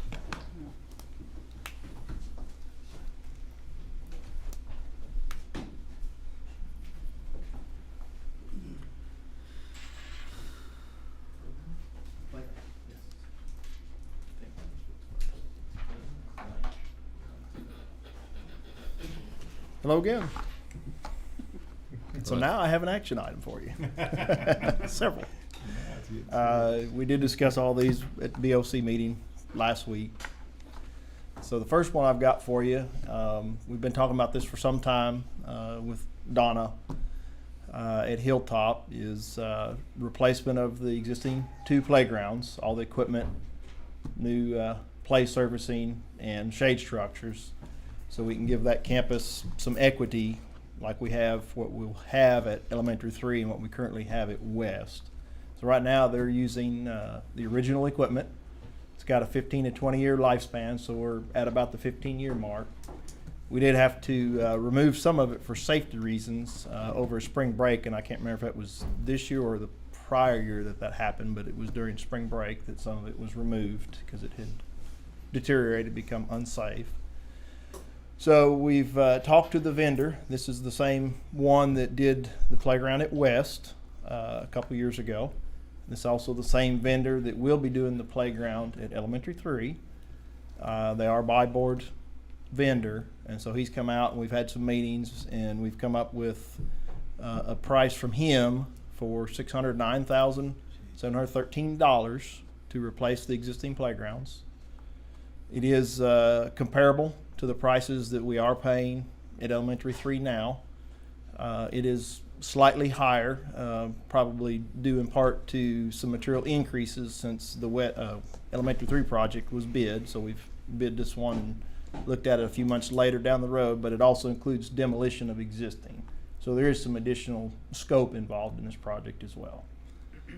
So what we're asking for is approval of entering a by-board contract with Werlicks to provide the same manufacturer's equipment, very similar playground with similar features and size to what West has, what Elementary 3 will have, and along with including a 10% contingency in that approval to accommodate any unknowns, since we will be getting into the ground and we could find an unknown water line or electrical line or something like that we might have to deal with. It would seem like that should be unlikely to have to get into a 10% contingency to install playground equipment. I would not expect it, but I don't have good records on what is in the ground at Hilltop. So it's just there to have some additional funds should something come up. Is that the only thing the contingency would be for, is something that like on that's on us, basically, not something that in other words, cost increase? Correct. Yes, this is just on us for unknowns that he didn't find, or if we decided to add another shade structure or something like that we asked for. It would be for those type of things that are either on us or additional requests that we may make. Is there anything that will remain from the current playground, like there's a covered area over there currently? I'm trying to remember exactly where that covered area is. We're talking about putting the basketball courts and the covered area where some picnic tables and stuff are. It's kind of apart from the playground. right. So if you're looking at the playground, kind of toward the left between Yes. where the smaller piece is and the soccer fields is where we put it, and I don't remember if that is impacted or if that remains. To you? I don't remember how close those are. I would have to look, but I don't think we're impacting it. Okay. We're not replacing the big playground, the older kids' playground, in the same location. It will be a new location. But then the younger kids' playground would be replaced in the exact location. So Jeff, I apologize because I can't buy off on spending $600,000 to replace a playground that's already being used. I mean, I can see adding new equipment to the current playground or adding certain shade structures, but to destroy a playground or two and replicate it with something just so it's similar to our newer schools, I just don't see that's a good use of money, $600,000. I can't get around the thought of actually a playground costing $600,000. That's my own issue, but I would like to see what our current playground looks like, the equipment on there, and really what improvement this is going to offer. It's more the poured playground surface than using the chopped mulch. That's the main difference. That's a big percentage of that cost, as well as that poured rubber surface. Yeah, the poured rubber. How often is the shredded tires that are at the playground? How often is that replaced? Do you know, Dr. They Wright have or to add Liz? to, they have Tommy to would add know. to it every year. Yes, so we have a line item budgeted for additions, because sometimes you have the runoff, but I don't think they've actually replaced the whole thing. I think it's just been Add additions to. to where the natural runoff, you've got quite a bit of water in there, just like your mulch would, the rubber mulch could. You just would. try to Do you- keep a certain height of Do you the know mulch. how much that is annually? So we budget, it's either 7,000 or 8,000, but over the last 2 years, we have not had to use that because we had our own stock that Tommy was still able to utilize and didn't have to purchase anymore. But we do have a line item there just off of historical years when we did have to purchase some. And 100 this years this pays for itself. this new surface, yeah. The new surface material doesn't use tires. Yeah. What is the material though? Well, it may use tires. I don't know, but it's actually It's not loose. it's a It's rubber a- product, and it's poured in place, so it's not loose product. It's a poured playground. So it's bound together with resin. You don't ever add mulch to it. Because Renee, you're not dragging tire chips into the school. Okay. One of the things we did discuss early on in this was, and we were trying to include it in the renovations that we're just now completing, was to add that poured surface under the existing equipment. But again, the contractor said that is not cost effective because it would have been rivaling then current prices. I don't know that they would have been 600,000 then, but just to try to get that worked in under existing equipment, it was rivaling prices to completely replace it at the time, which is why that did not make it into the scope of that project, because it was not cost effective to spend that much money and still have the same 15-year-old equipment. And you're saying you can't, I'm sorry if you're not using the same footer for this proposed new playground, right? It's a different location? The older kids' playground will be in a different location. Yeah, so what happens with that area? With the older playground equipment, we can. Yeah, what happens with that area? Because that's where your perimeter of trees are for shade. Right. So well, we'll have you're this moving has it a to the shade soccer structure field. over the playground, Okay. like West has and South has. We don't need trees.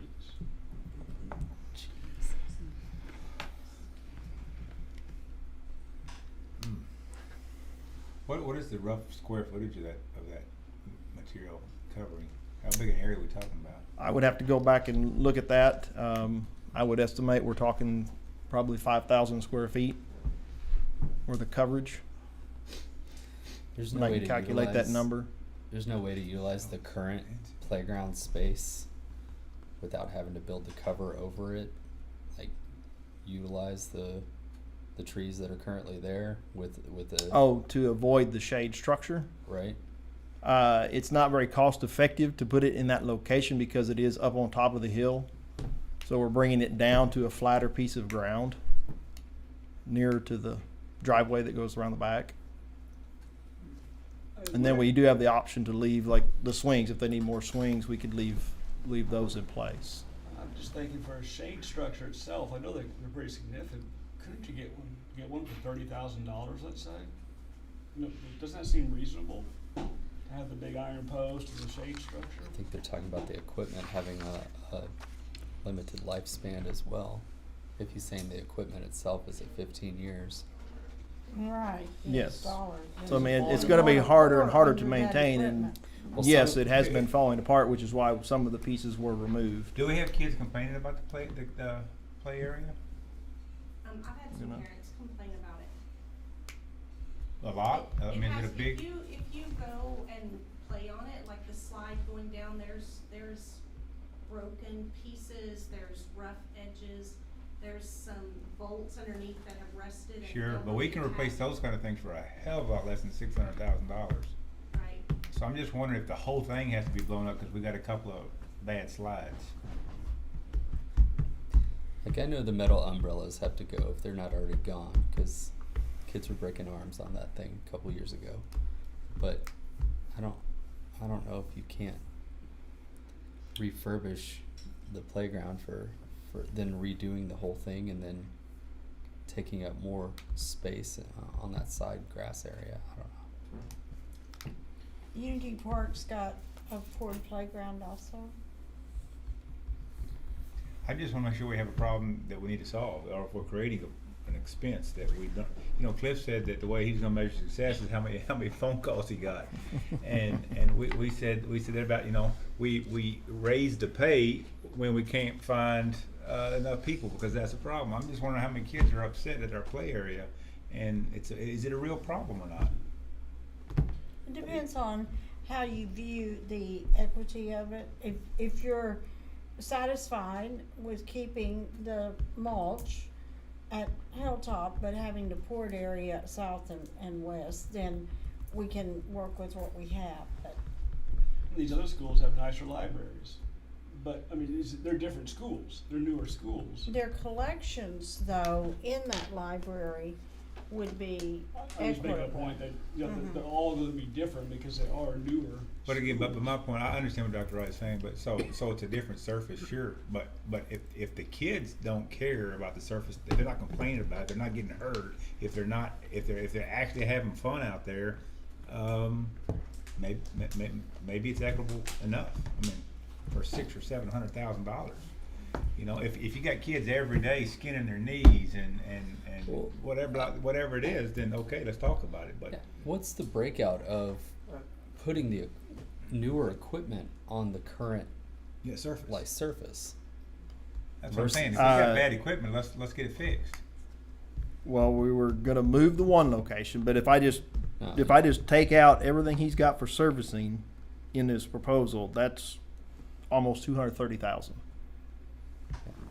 And the cost. Now, we could reduce the thickness of that surface to save some money. We haven't talked about it, but this is a full 1-inch thick surface.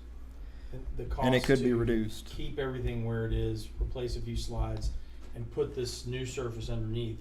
They're saying it's cost prohibitive, or it's cost prohibitive because they feel that the equipment is ending its lifespan. Which one of?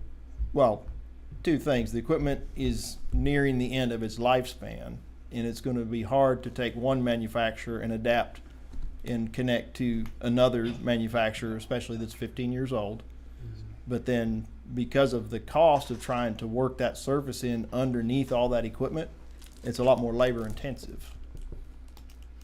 Which is why he said, I can give you the playground equipment and the surface at a better rate than trying to put my surface under your 15-year-old playground, which you will then be replacing, and you will tear up the new surface in order to I'm replace it. just wondering if you can keep the existing tires and add new playground equipment, like that you could replace all the playground equipment. You said you could keep the swings.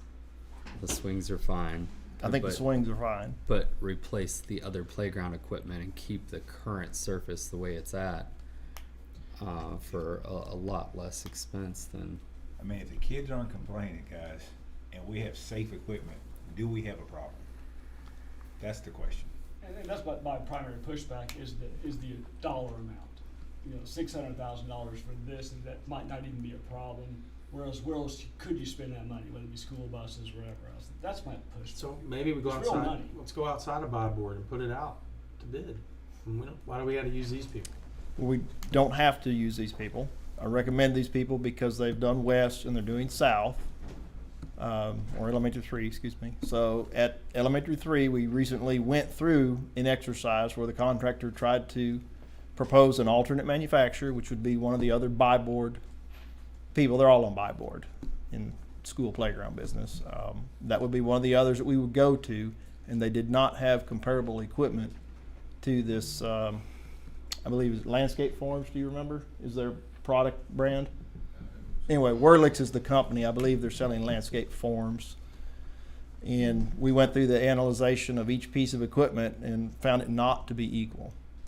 Well, I'm but just- equal and safer are two different things here, and I obviously have a problem. I brought it up in the bond oversight committee. I think that's a lot of money. I want the kids to be able to play and have fun, and I want them to be safe. But if that's what it costs, we might be better off just to make an open field and let them run and play. And that's a lot of money. I think there's a way to, from my non-architectural mind, to utilize the current area and update the equipment. It does not have to be the same equipment as West or Elementary 3. But if something's reaching its lifespan, fine. I just think there's a better utilization of funds and can enhance the current playground at Hilltop without this high of an expenditure.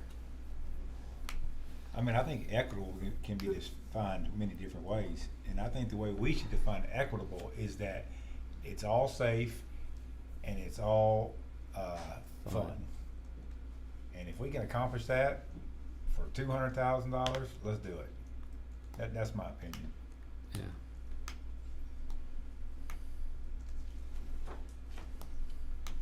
Does anyone else have anything else they need to say? Want to say? Questions for Jeff?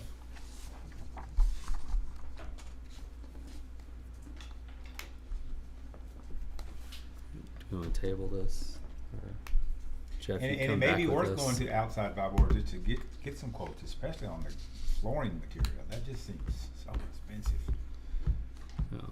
Yeah, and I'll just say that $670,000 is I don't know what exact percent of our entire total ISD budget, but that's a pretty big percent. And I think I think we've really got to force prudence here, and absolutely appreciate the need to have something good and safe and fun and all that. I was gonna, Dr. Bitter just mentioned the word equality. That's the word that keeps coming out to me.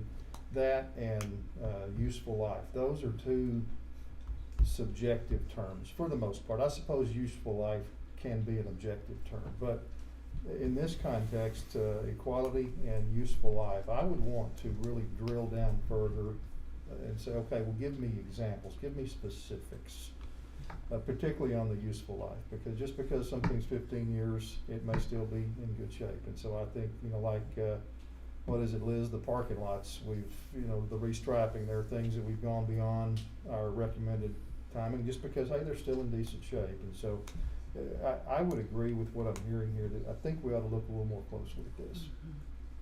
Okay. So, I mean, obviously, we'd like for you to go back and to the drawing board and bring us some other options and I mean, maybe even some visuals as well to show what, Okay. I think we all have a good visual of what Unity Park looks like, what Argyle West looks like, and even show what current Hilltop looks like. But I think there's, one of the words Mr. Lowry comes to mind is value, and we need to be good stewards of our bond money for sure.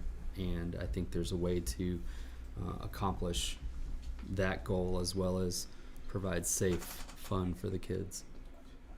So. Now, I would throw in just helping us identify the actual specific need on hand. The need is this piece of equipment can't use, therefore we need to replace it, and here's how we replace it, versus just we've got to change everything to make it similar to others. Okay.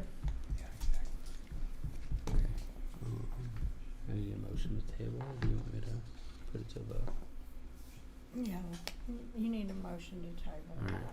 Mr. President, I'll make a motion that we table action item, which one is it? 10A. 10A for further information. All right. Dr. Bitter, motion to table action item 10A. Do I have a second?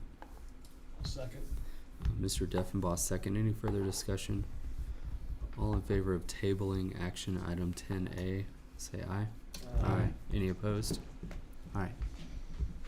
Thank you, Jeff. Thank you. You want to stay for 10B? I do. All right. Unless there's someone who wants to take my place. I don't think there is. Nah, it's not bad. This is a request to increase our construction GMP on phase 2. There have been quite a few requests for some additional items at this time. A lot of those are safety related. There is some town related roof screens that we are going to have to install on mechanical equipment that we can still see above the roof lines. So what we're proposing, we've got savings on our FF&E and soft cost side.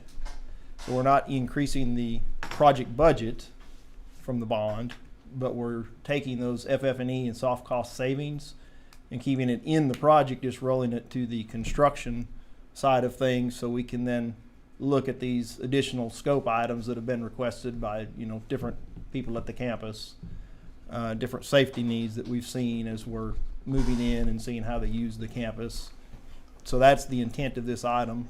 If you want to go to the second page, I did include a short list of these items. I tried to put some budget numbers to this. None of these are priced yet, by the contractor until we move forward with this, but these are budgets that I've put on each of the items, just to kind of give you an idea of what they could run. I feel like they are fairly good budgets on each of these with what I know today.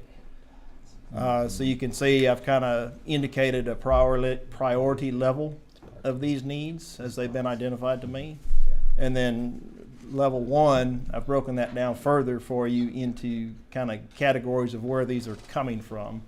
So the first one is our rooftop unit screens. That's going to be dictated by the city. They will not give us a certificate of occupancy or close the project out until we satisfy this requirement.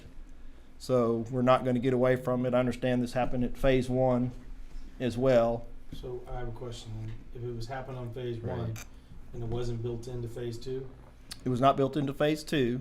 I think some of the issue with this is when the town is driving around Canyon Falls, and my directions are all off, but when you're in the front of the school, you're up on a hill that's some 15 or 20 feet higher in elevation than the school.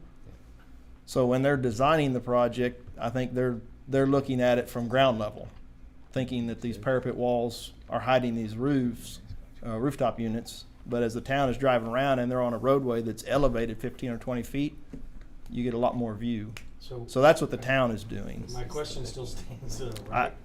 If we knew that these got added after phase one, doesn't it make sense that they're gonna get at least brought up or questioned in phase two? Yes, this is not an unknown item. I don't disagree. We've talked about it numerous times. And we have screened some units already. Somebody gets to fall under the bus. So I Not understand. you, And it's not me. You're right. I'm just reporting it wasn't in the project. So I guess that would fall back on design. I mean, I don't know who else it is. Sorry, Keith.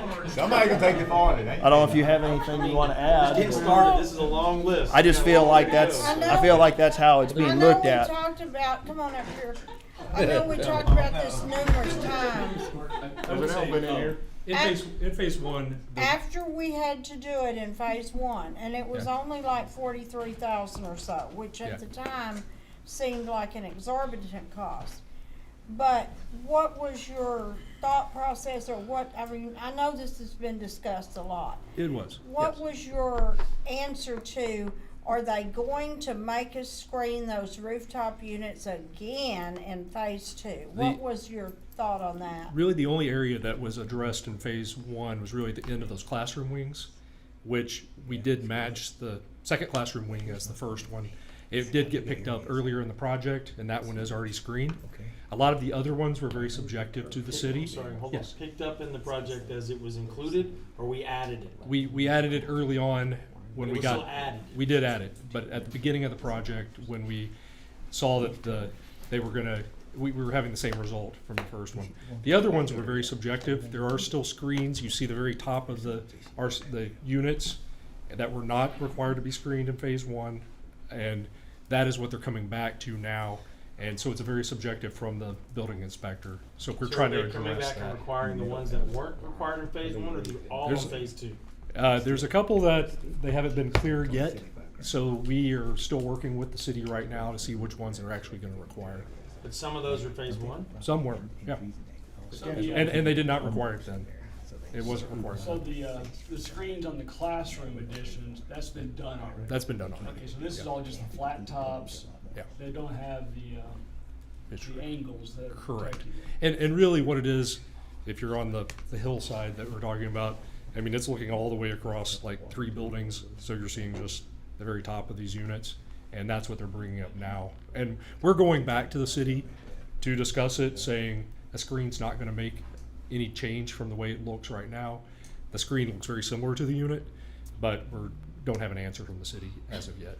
So we're working with that, and that's why it's not a set value at this point, working with them. So. Okay. Some of these safety things seem common sense. I don't know, like handrails for stairs. Isn't that code anyway? You want to speak to that one too? Might as well stay up It is top. not code on that particular set of steps. We do have another route. It's to another get to route. The gym So that this has was a convenience set of handrails that's being requested. The situation with those handrails, if a person going down the ramp recognizes this at the beginning, then they're good to go. If they know, hey, these stairs are not gonna work for me, I'm gonna take, they won't start with a wheelchair or a walker on the stairs, but they will try to go down. The third time that I was watching it, which was the volleyball game, there were actually two people that had to pick a lady up, you know, and like lift her down like you would a small child to get her down the stairs because there were no handrails. But if she had thought through it and they had thought through it, they would have used the ramp. There is an alternate path, the ramp, but Maybe it's a pretty sign lengthy. would be cheaper. I don't know. I'm not trying to get picky here, but a lot of these things, like the school's brand new on this phase, and you're asking for shot put infill already. Like I don't know. Are these not normal things that are factored in when you're looking at all the events you're putting in there? I don't know. Again, I'm not trying to be nitpicky on things, but a lot of these things, did we not think about carpet in a locker room before we put a locker room in? And they've been in there 6 weeks and we already need carpet? So, I mean, this isn't the first field house that's been built, so. I would say a lot of those items, that what is in the sealed concrete is typical, and that's what was presented all along. You're telling me It's- that concrete in a field house where they come in and out on cleats is typical? This is in the locker room when they're in the dressing room. It is, yes. That's what we have the other areas. Look at the one we have now. The in one the they came existing- from, Scarlet. You come running in there in cleats, you're going down. Yeah. That just seems crazy to me. And that was discussed early on with the Go staff. back to and the that's what we handrails. had. I talked to noted him. He for said that. he told you carpet to make it look just like that one. Go So- back to the handrails just a minute. Sure. Those are not required for safety at all on those stairs. The three where Right. we have the stairs and the landing, the stairs and the landing. Not being the accessible route, and not with the number of steps that go down to it. It's just It's not required. It's a convenience factor. Okay, it's because of the ramp being right there. It is, and also that it's at 3 steps at a time. It's the way it's configured currently. So with the well, I know there's been a lot of talk about the well with the bond oversight committee, and there's been a lot of emails going back and forth even this week about it. Is this the solution? Like I didn't read any real solutions that had happened in these emails this week.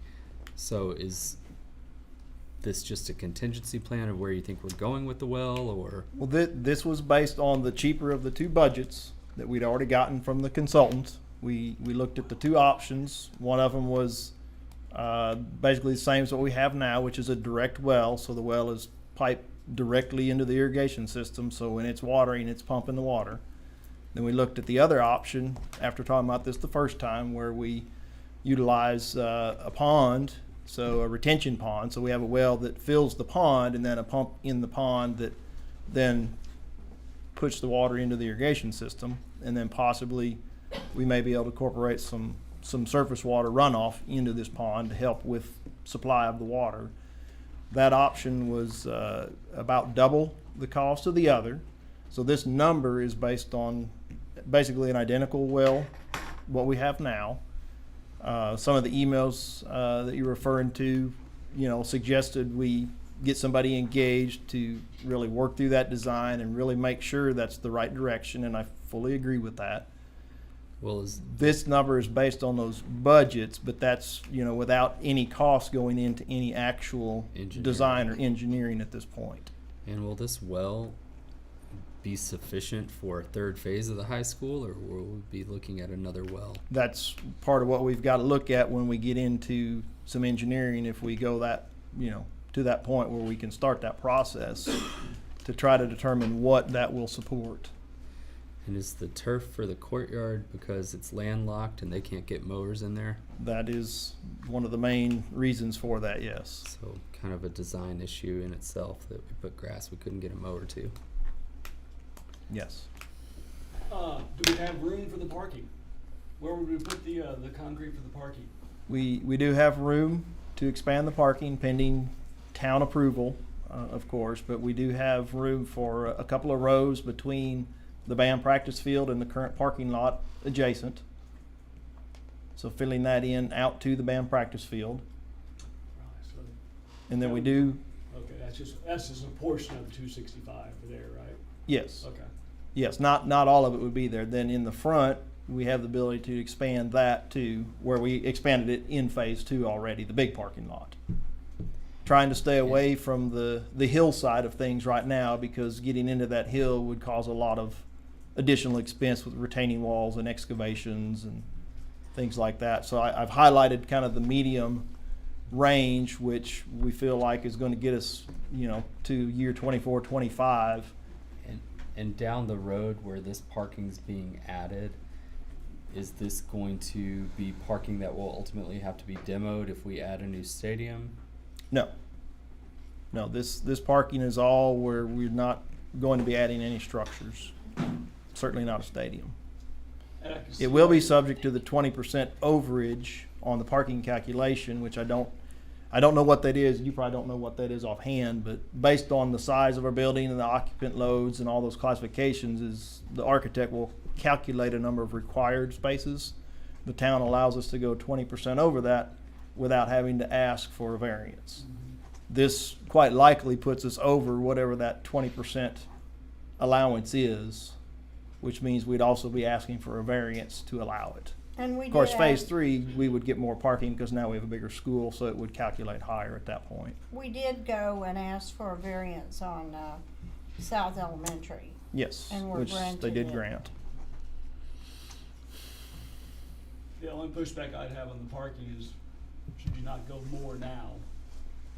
Versus. And that is certainly an option if this money is approved. The idea would be we design these things, work through it, get the things priced, and then we have to prioritize what the needs are. And of course, we only have so much money, and we do as much as we can is the thought. And it may not be this entire Well, list. it'll go up. That's why it's parking lot will go up. Oh, just saying it's gonna save us down the road. It didn't tell you how much it's gonna save. Right. Can I ask another question about the well? Yes. What's the capacity, what's the expected capacity? See, I know this is not the proper comparison, but for example, a residential well that people will drill on their own residence, not anywhere near 600,000, so I presume this has just got a whole, much bigger pipe, deeper? Much bigger pipe. It's about 900 feet deep. We've got it's either a 50 or 75 horsepower motor with a pump. We're producing anywhere from about 175 to 200 gallons per minute is what we're projecting the need will be. Can you just give us a little explanation of what the need is for the water? We have some city water coming for some of our water needs. Yes, we have some city water. So what needs is the city water not covering? In terms of the areas not covered by the city water, basically what was existing in phase 1 is covered by the existing well. So what we watered Are we 2 talking years ago, irrigation and sewage, or just irrigation, or just irrigation. just irrigation? irrigation. So what we watered 2 years ago, that's still on the well that we need to repair or replace. And then everything new, so all the playing fields are on city water. Yeah, see the playing fields, there's grass. And so, And so we've looked at the numbers cost before. It was of about a irrigation $10,000 a in month city bill. water, it's how much a month? do you think? We're estimating about $10,000 a month. A month. Okay. So For we that would city water. We would avoid that cost with our Yes. own well. Yes. So all in all, Pays to off a me, lot quicker we gotta than a do playground. a much better job of planning out We in should the just put future. turf in both Right, fields. and I'm not pointing Absolutely. at you or Keith, even you or any, but Covered in tires. we have got, because we had a big, long conversation Turf is $100,000. 5 years ago, or whenever we were building phase 1, about the well they wanted at that time. And it was, I don't remember, $250,000, $300,000 at the time. That's gonna cover all we need, right? Well, no, it was for the short period of time, but it would've been much cheaper to buy what we needed back then. Build that capacity up and have it at that point, and design this school to have wastewater runoff to help fill all that. The stuff that we're talking about going back and doing now would have been a lot cheaper to do The foresight. 5 years ago. Yeah. Absolutely. Parking, same thing, right? We have Same thing. demographer studies. We know what percentage of our kids drive. We know all this stuff. We shouldn't be coming back adding parking after the fact. Well, It's just frustrating. I would be a proponent of looking at the cost of going more with parking, because we are going to need it, and concrete is going to be more expensive when we're looking at adding spots in the future. And it's not to pave the whole place, but it is a cost savings long term.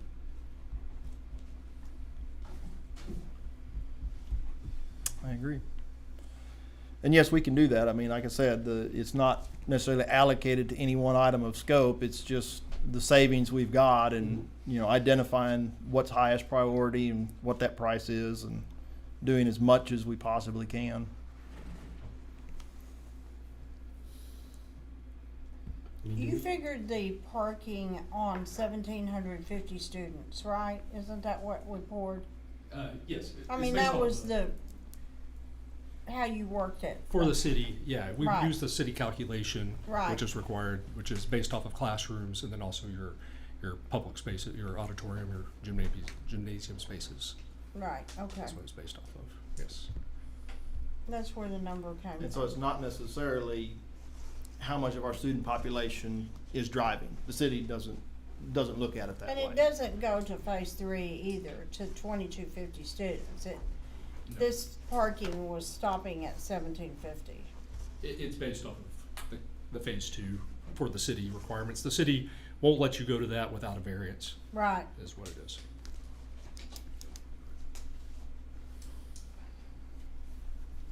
Does this include the 20% overage that the city allows without the variance? What you I built? need to go back and double check that number. I know that. I thought you went to the believe- maximum that you could go to without a variance. I'll verify that. I don't remember off Okay. the top of my head. It'd be on the, that. the load plus the 20%. Is that what it would be? It'd be what they actually have a specific number that they required based off the calculation. Uh-huh. And then you can do a 20% over that? variance is what I recall. But I need to verify that, Mhm. what the number would. And to complicate that just a little bit more is the town has decided that our administration building is part of the parking calculation. So some of that parking, 80 or so spots, they're gonna count against us on the maximum plus 20% because we're on the same piece of property. When did This is that- something we ran into when the admin was trying to When did get they say parking. that? When we were trying to get it approved for admin, the building permit.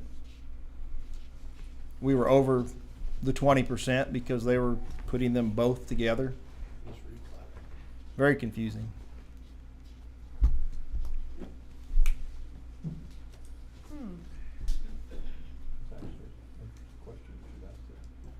So that'll just take Can we away from what replat we it? can have at the high school. Can we replat it? They were separate permits. Right. They're saying it's the Same piece of property, same plat. I don't know if you can replat after the fact and that'll make that go away. I would think it would. Get it replat? We'd have to look into that. I'd have to, contact civil engineer and see what all's involved in that. Is it because there's common traffic between the two? The only thing I got from the town was because it's the same piece of property. So if it was a totally separate piece of property owned by somebody else, the two Yeah. calculations would not be mixed. Somebody else, yeah. That's- So I think if we replat it, that might solve that issue. I'd ask that question of somebody at the city, just, if it, just a technical requirement, if it's a different tract of land, even though it's obviously owned by the same Mhm, right. owner, if it's a different tract, if that somehow allows us to get past some technical requirement of the city. I would just I wanna can do make that. sure it's not just a technical requirement and that there's a reason they have for that. And the other thing too is to look at how did they calculate how many parking spaces you needed for the administration building? And did they even connect that with what's over at the high school? And if they didn't, and it's a standalone thing, and that's the amount plus say the 20%. Well, the then one calculation was shouldn't not influence the other. inclusive of the high school. They calculated based on the building, but what we wanted to build now was gonna put us, I think, over the 20% overage for the two added together, if that makes sense. Yeah, it does. So they didn't design based on the high school, but they counted it against our total parking they were gonna allow At the administration building. at the administration building. Okay. So they did put it together there. Okay. So with the turf in the courtyard, how are we currently mowing the grass? They are going through the building with the So- lawnmower and the weed eaters and the bags and everything else. So that's, I think you said this earlier, and I don't wanna prolong this, but simply accessibility by our lawnmowers. Correct. Is the reason for That's this. what's There's- driven that need.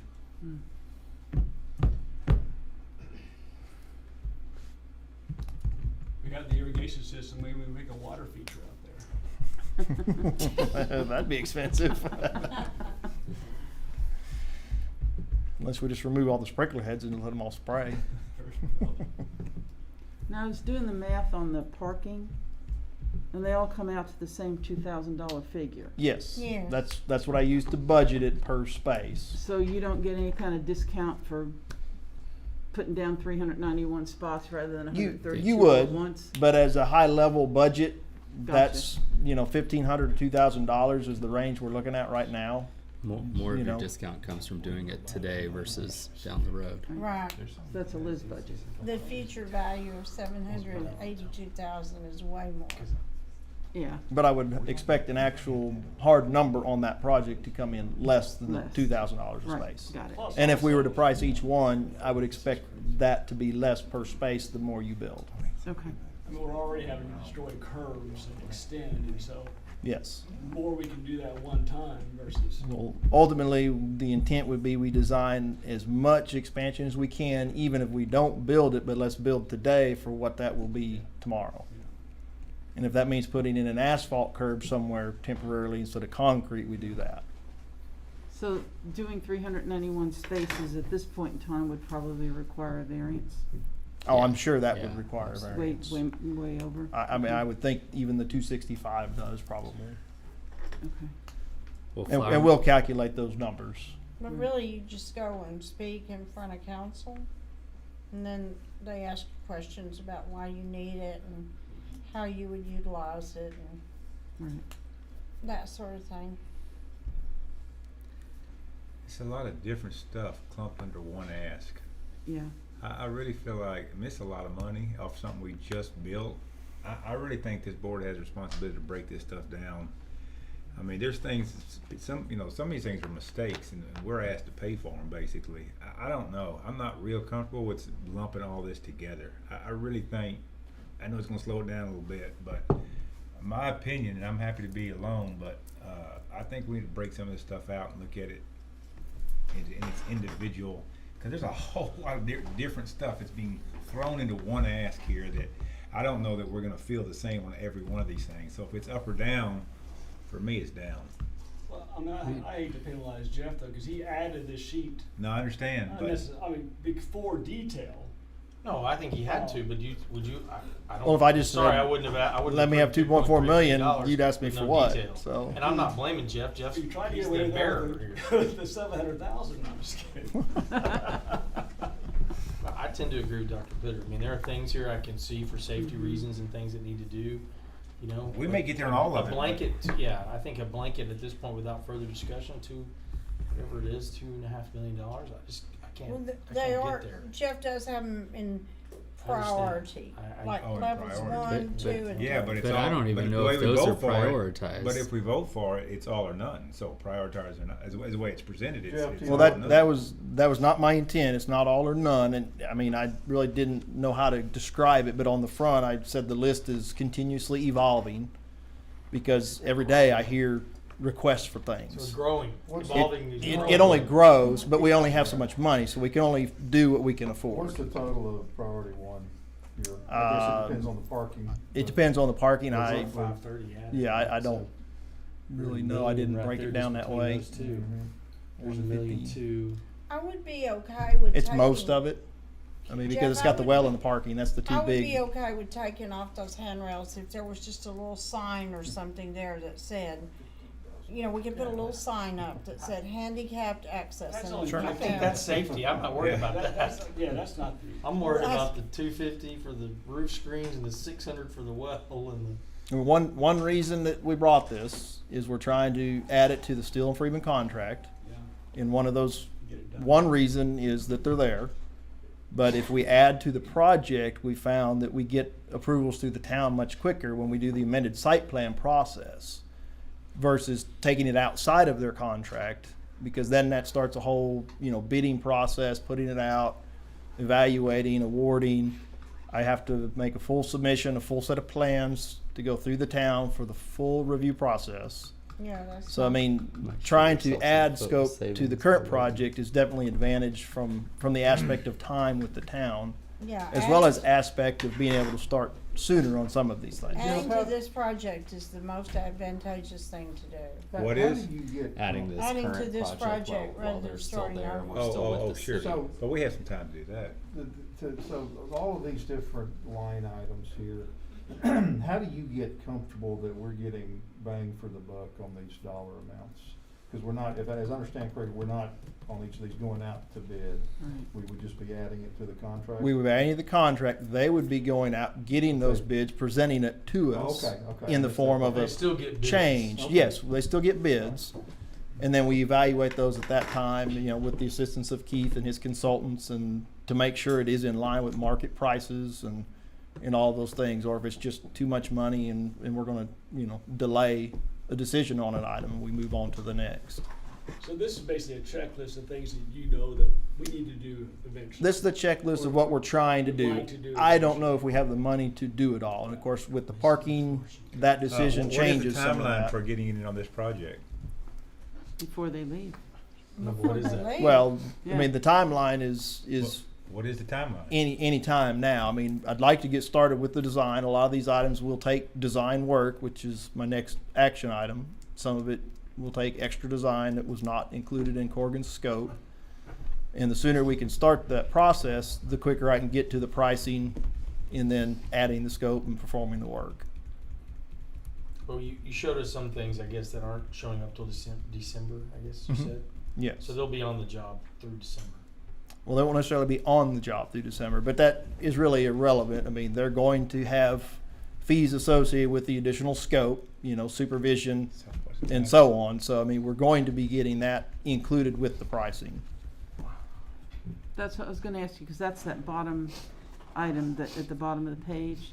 Yes. Yeah, I didn't put a number to it, but I, you know, in my mind, I've got an idea, but I didn't want to attempt to budget that. So is that included in the? That is number? not included above, so once we start identifying the scope, they would, identify their cost for doing that work, and that's got to be part of each line item as we But would that be take part away of from the money. 2.25 million that you're asking for? Would that be part of the It, 2.25 yes, million? that it you're has to structured? be part of that, yes, it's not in addition. It won't be in Oh, addition okay. to that? It is Okay. part of that.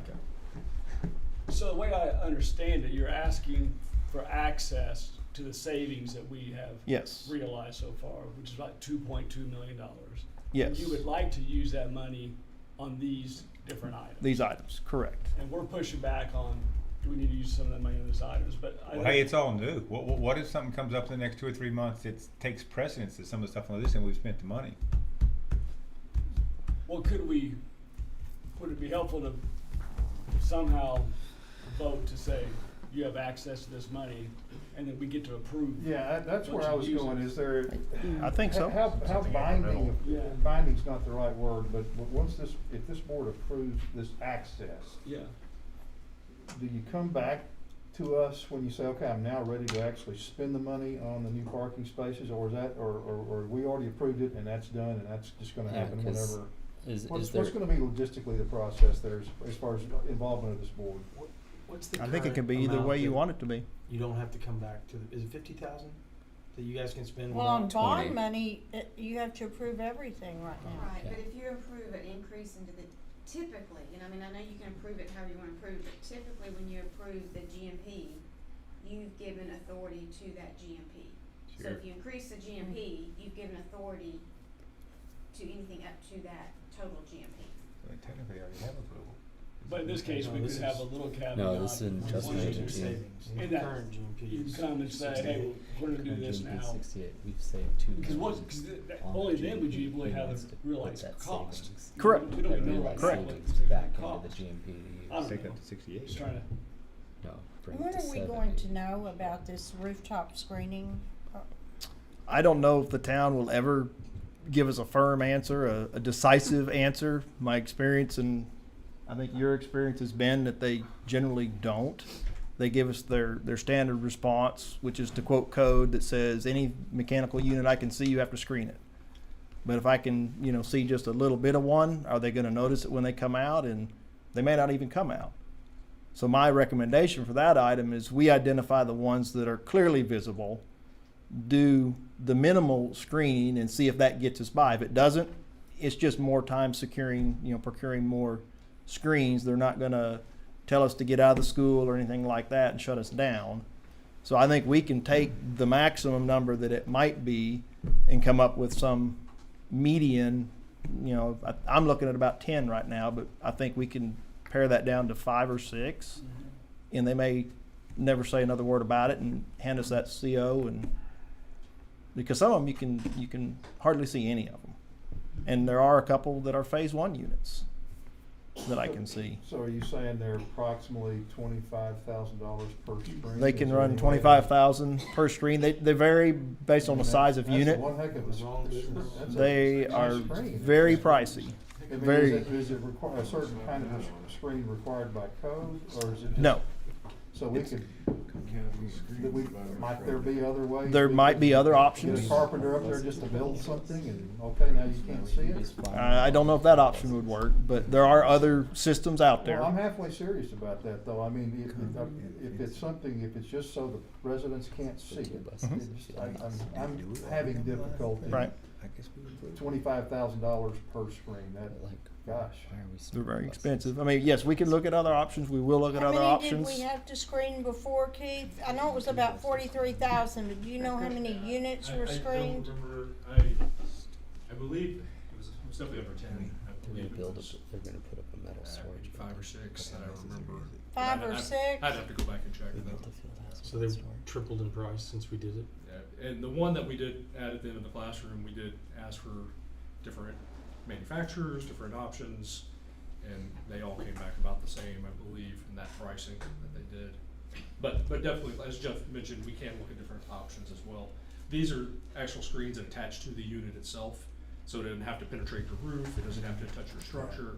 It's and attaches directly to the unit. So that's the I understand. advantage of that. Yeah, you've got complexities. And it does make it a lightweight system. They are a ballasted system where you set something on the roof and it rests on the roof. Doesn't go through the roof, doesn't attach to the unit, but now we're adding weight, so they'd have to, engineering wise, look at that. Roof warranties and all kinds of things, and then you don't want it to blow away by a puff of wind, and so I know there's a lot to consider there. Is continuous even an option, or when it's elevated, you don't wanna do that for? Continuous screens are an option, but typically that means going through the roof, which is additional roof penetrations, additional potential leaks, but it also means beefing up the steel. Numbers of individual ones. Yes, it's when they're grouped close in proximity, you can do that. But usually that's something you have to do in design early on, because usually that's got a structural post going through the roof that's supported by the joist underneath, and then you can do like one long run to hide 3 or 4 units that may be behind there instead of having to go around each one. But we would only do the minimum, so I mean you could do it by side, so on the classroom wing we did 1 side of 2 units. Some of these we need to do 3 sides. Some of them are only 2. Just depends where they can see it from. So you're saying in your original number on the other page before this, are those construction management fees? They would be included in that number. In that 2.25, yes. $2.25 million. But you don't have a number associated with it? I mean, how did you come up with the 2.25? 2.25 is a little bit, when you see the next item you'll understand, but I took some money for design services. Okay. Plus this, when you add those together, it's a little bit under the FF&E savings that we had. So I'm basically keeping the bond budget on the project the same. That's not changing at the 70 million and change. Just moving it to a different pot of money. So basically, if we were to say, we move to increase the construction GMP up to $2.25 million contingent upon project approval. I mean, I'm trying to think of some way that you can get going. Absolutely. Or contingent upon prioritization of the list. Yeah, something like that. I'm totally fine with that method. Because then you get to do it. I'm sorry, say that again, please. No, you're a lawyer, I can't say it. So approving this action item with the caveat that just the dollar amount. Just the dollar amount, with Jeff coming back to us with hard bids on what these And rethink what each these one of needs them. are, and then prioritization of what's really needed and what's not. So at that point, we still have the ability to say, we don't, Well, that's what I was we don't gonna like ask. that. We don't But think we you're wanna approving spend the increase in the $75,000 on screens. GMP with board authority and not superintendent authority. Is that how you'd say it? But we're not approving the actual utilization of the funds yet. We're approving. What he's the- asking you to do is increase the GMP. We're accomplishing the incorporation of this within the current Steel Freeman contract, which you said was an advantage to us. Right. But we're not committing to Line spend item. $75,000 on screens. That would, you'd have to come back and say, okay, I really now want to do that, and we could say yes or no at that time. Yes. But you said that you couldn't do it that way. If we expand the GMP, So, historically, when you've approved a GMP, that, gave the superintendent authority to make changes up to that GMP, if there were change orders. But Right. depending on how you word this, you could word it that you're giving approval, contingent approval to the increase the GMP with further board action or further board approval. Yeah, you With- could say With that. respect to this 2.2 million, that Right. we would ask Dr. Wright. But part of the issue was that he could get through Flower Mound Well, quickly. you so- could Pretty helpful say, to have it part of the but you GMP. could say though that with the board approval, you could put that. I think you, I Like think if you just normally speaking, it would be with the superintendent approval when we increase the GMP, then I can sign the change orders. But here, there really wouldn't be change orders that hadn't gone through the board. So it would be brought back to the board with the hard numbers. I mean, I So- definitely see the benefit in you being able to work with Steel Freeman currently to be able to keep this within the same scope of this project for efficiency purposes. But if we can approve the increase in the GMP by this amount with board approval on utilization of those projects, then I think that's Would we What want to we're- say any, even $1 requires board approval, or some de minimis amount? See, we've got some issues here, like, we don't know how many of those screens are Yeah. going to be mandated. You know, so we've got a $250,000 figure, but we don't really know what that number is yet. But if we approve the item, we approve the screens, then But that would be if I'm understanding correctly, a case-by-case thing. You'd come back in 6 months or 2 months or next week or whatever and say, I really, now we do know how many screens we need and Right. we're ready to do it. We say, okay, are you sure that this is the best bid? Yes, 68,000, so we're a little less than the budget. Okay, we approve it and you do it at Right. that time. That's what would happen for each now we can expenditure.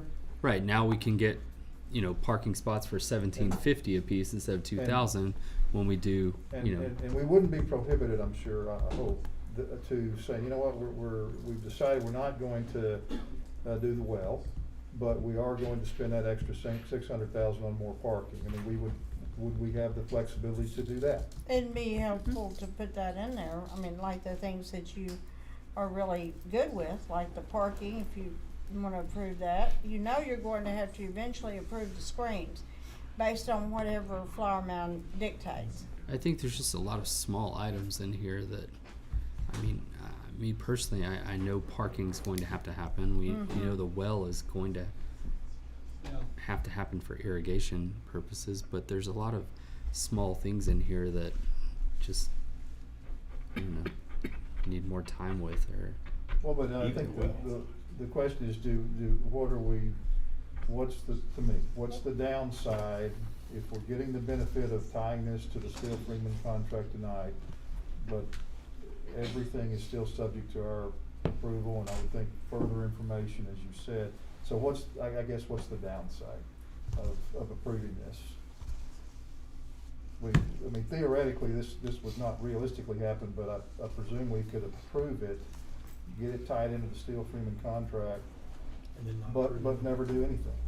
I'm not saying that would happen, but Theory. Well, in and we, theory, it could, that means we're not binding ourselves tonight to spending any money. but we're also gonna incur some costs with the design and Yes. You know, there may be things that Yeah, we because ask him to do to get the bids on, that we're gonna have to pay those costs up front regardless of whether or not we do the job. Especially in respect to the next action item too. Yes, well, that's why I have the next action item. Is without that, then the, you know, the approval of The next this action item is a moot point. doesn't really Well, can do you much. put them back through the list again and let them look at the priorities again? That's fine. I mean, and Kind just of to be say- clear, I wasn't asking for approval of the list. I No, just I know, knew I but- had to have a but list of what I think was it would be 2.2 million. helpful. I think it would be helpful though, when, especially in the discussions that you and Tommy and Liz and I have, to know what their feeling is about this. Sure. Like, for example, we already know that the board, recognizes the need for parking. That's just an example. So just kind of go through there and talk about, you said some of these are concerning, so talk about the ones that you feel are concerning. I mean, are we storing buses at that campus now? We're Are those going to be keeping two- permanently have 2 buses there? We're not permanently keeping them there, but we are keeping 2 buses there, the 2 oldest buses that we have. And they are spending nights there. And then they are available for transport to the IAC. That's why we're keeping them there, so they can move from the Canyon Falls campus to the So if we're- 377. Right. We know that ultimately we're going to have more storage for buses in the district. With this added parking, which we won't need this much, is there ability to utilize that parking for these buses instead of, you know, pouring concrete for $65,000? Or just I think you go can always bigger number of use- parking spots, and temporary fence some of it off for these buses. It's gonna be parking for students later. These dots. Huh? The We concern could do about that. And dots. the only real concern about those buses right now is that they're subject to vandalism. They're not fenced. That's what I'm saying, just pour the concrete for future parking, but fence a part of it all. That's a good idea.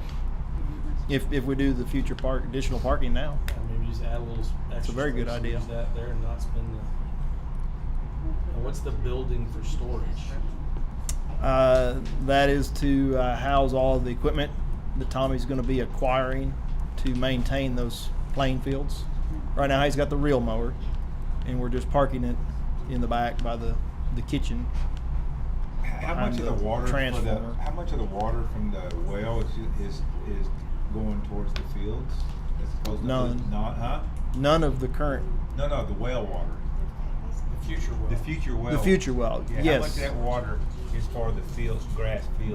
That would be all of the playing fields on the well.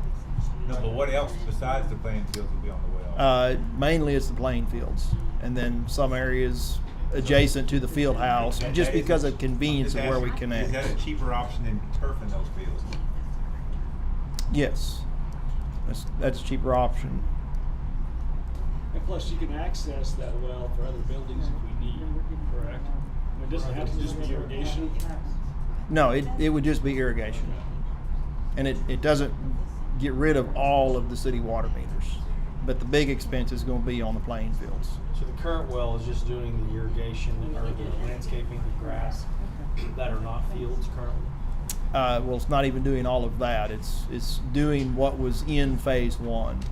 So what we've watered in the past, most of that is still on the well, with some modifications as we put the 2 systems together. And I can get you a detailed map, and I can highlight it for you to identify exactly the limits of each. And what about, I mean, do we know how, any chance we put in a $600,000 well in 3 years, it goes dry or something like that? We'd have to probably retain some experts to do some studies and give us some input on that. I've asked you this before, do we already have we still have to go get a permit for that well? Yes, we'd have to get a permit for the well. And there's. I'm sure that's a separate permit. Should get a permit. I know they've been cutting back on those things. Yes, at the last conversation I had with our engineer, he said, yes, they're still issuing permits. That was a few months ago. I don't know if it's changed in that time frame.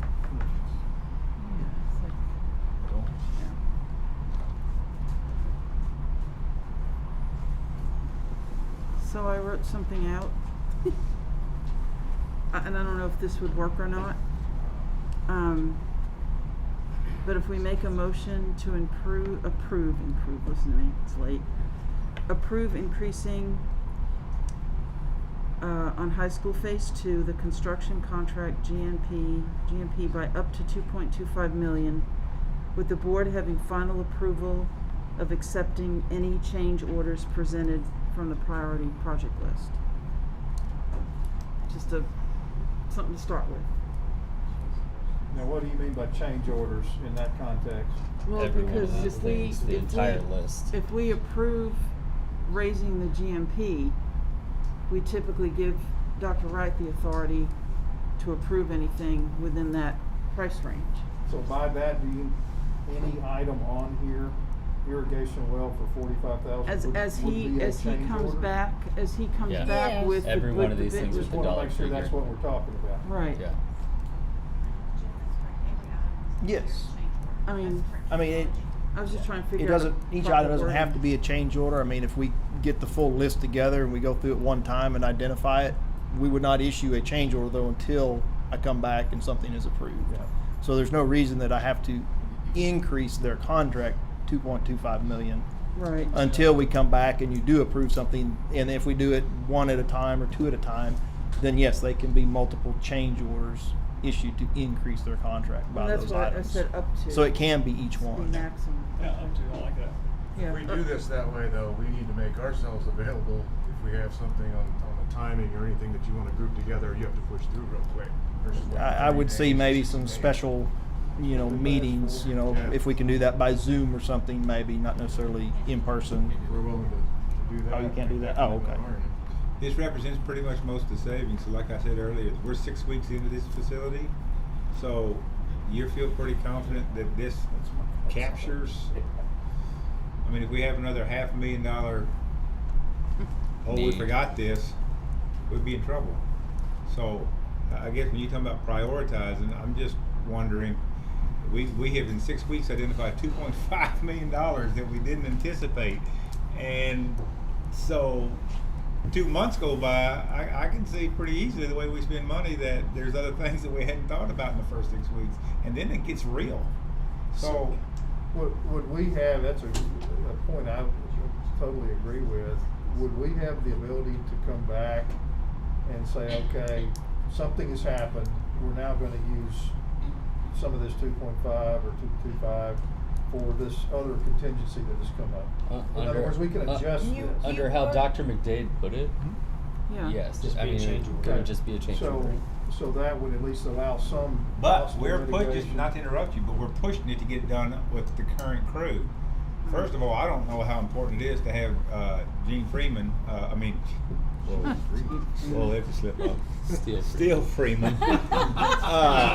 Do the asphalt or for the, yeah, he's watching. So, I don't know how important it is for them to do the parking, for example. And so again, if we rush this through very quickly, and we find out 3 months from now that there's a $500,000 whatever, what are we going to do? That's what I'm just asking. What are we going to do then? And this parking needs to be done. We all agree, but I don't think nothing's going to change if we don't do it in the next 3 months, next 6 weeks. We got enough parking for now.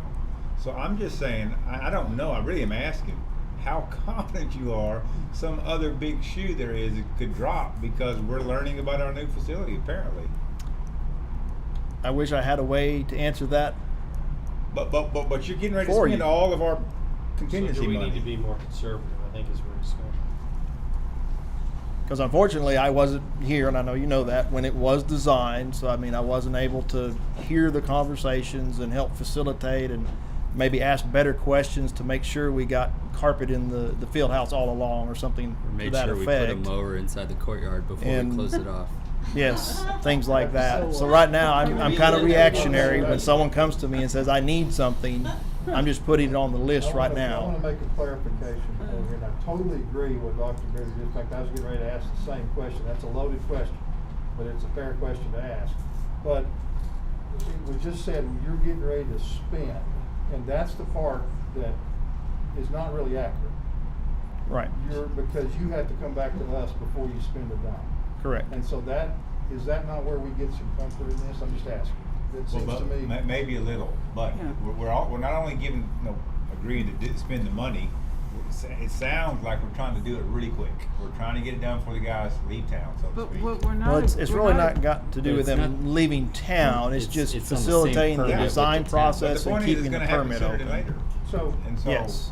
so what if we decide that Steele Freeman is the one to do the parking, but we don't want that done for 2 years? Do we just extend their contract and they come back No. and do it? No. So, all right, No. all right, so You'd have that's to not put it out really, to so, bid so again. your point about doing it quickly then is valid. I mean, it's gotta be done, whether you wanna call But it. it could before also we be a sound cost what, so- savings. Because so do because have we either some need time to pressure. That's close my the point. project or Yeah. keep it open, Okay. but to keep it open, we've got to start filing the documents with the town. plus, and- when you do it with the town, it usually has a limit to it too, like where you have to go back to the town again, maybe. Yeah, But as long as we're calling inspections and a lot of them, it's just a matter of extending the permit with a formal letter, they keep that permit open. Let I me mean- add some complexity to this, and that is, if we took out some of the bigger ticket items, the irrigation well, as well as parking, right? Those really aren't that helpful to be part of the GMP, because they're gonna have separate permits anyway, and it's more long-term looking. But if you took those out, then the rest of the stuff kinda is helpful. It's bits and pieces, it's doing this, it's finishing the project. Well, Right. Just to clarify, the parking would not require a separate permit if we add it now. But, I mean, even if we add it in the future, If we add it in the future, it would be a separate permit. It'd be a I lot mean, more it's money. all about Amendment timing. To the site plan. In the future, we'd have to develop a full set of documents. Right now, we just present the sheets that are changed to the town and get a revised site plan approved. But if we're to close out the contract and then approach all this at a much later date, then we'll have to hire an architect and engineers to do a full set of plans, the cover sheets, the title sheets, indexes, everything, and then submit to the town, and it starts the normal process, which is proven to be a 4 to 6 month process here lately. That's on parking, right? Park. What are you Because thinking about? you wouldn't do that to add extra To padding. the in the next gym. action item. No, extra padding in the gym will be fine. That's not part of it. Anything that affects the site, To get we have to started. apply for an And then amended site plan. delaying this approval. action aren't we on your next request, do that. adding $150,000 for engineering and for Well- architecture Yes, and that's stuff? what we're talking But if about. we're not using it for, I don't know, I guess we're trying to. So- Well, there's again, one that way to go one's about it. You- not you a could- spend. you- That's an approval up to, is how I presented that. You could Okay. go to the next action item, and if that were to get approved, that allows Corgan to start their work, and then you table 10B. This one, right. Yeah, I'm okay with approving this concept, especially if we have board approval. Again, let me ask you again, Jeff. So, we need parking, and if this is all we're gonna need, it makes sense to do it now. I get the reasons why. What is it gonna take for you to get comfortable, reasonably comfortable, that we pretty well got this thing covered? That we're gonna put a bow around this. It's pretty well a done project. That there's Well, no other big. I mean, you're going through the building. You're, Mhm. you're hearing all the people talking. Can you not get comfortable saying, "Yeah, I'm pretty confident that there's not a big expense coming around the corner after we commit to this"? That's really what I want. to know. I'm comfortable with saying that the rooftop screens is the last unknown surprise expense that wasn't part of the project, because really the rest of these are not required by any code From the city. from the city.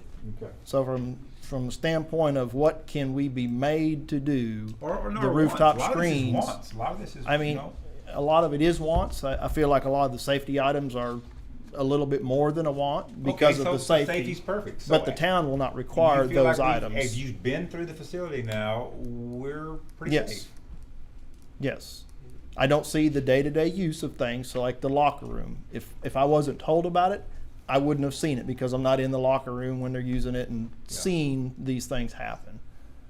But for instance, the handrail at the end of the loading dock is one that, in walking the project, I've seen now that we're entering the percussion hall from the back. They're walking right past that loading dock, which never had a rail on the back. But now that we've got kids transporting those instruments in and out on a daily basis, I think we need to have something there just to prevent a fall. So that's, yes, what's on this list, I've either seen or it's been reported to me. I don't believe there are any other safety concerns. There may be wants, and they may be presented under the auspice of this is a safety concern, but we have to really evaluate it. And Does it make sense to break this list up into things that require to go through Steel Freeman and things that we can do on our own without being part of that? do that. Does it make sense to look at it that way and say, hey, here's $1 million that if we can do it this way, it makes our life easier with permitting and whatever else that Sure. may require. That's easy Here to are do. the other things, adding pads in the gym and, pouring.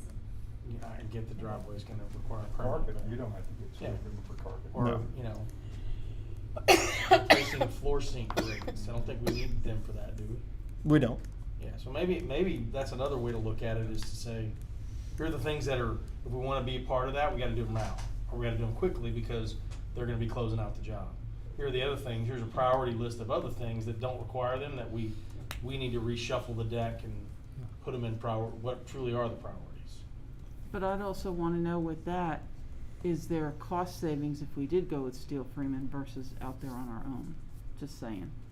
I mean, I'd want to know both of Pay their those. fee to do Yeah, it. I'd be surprised if there were.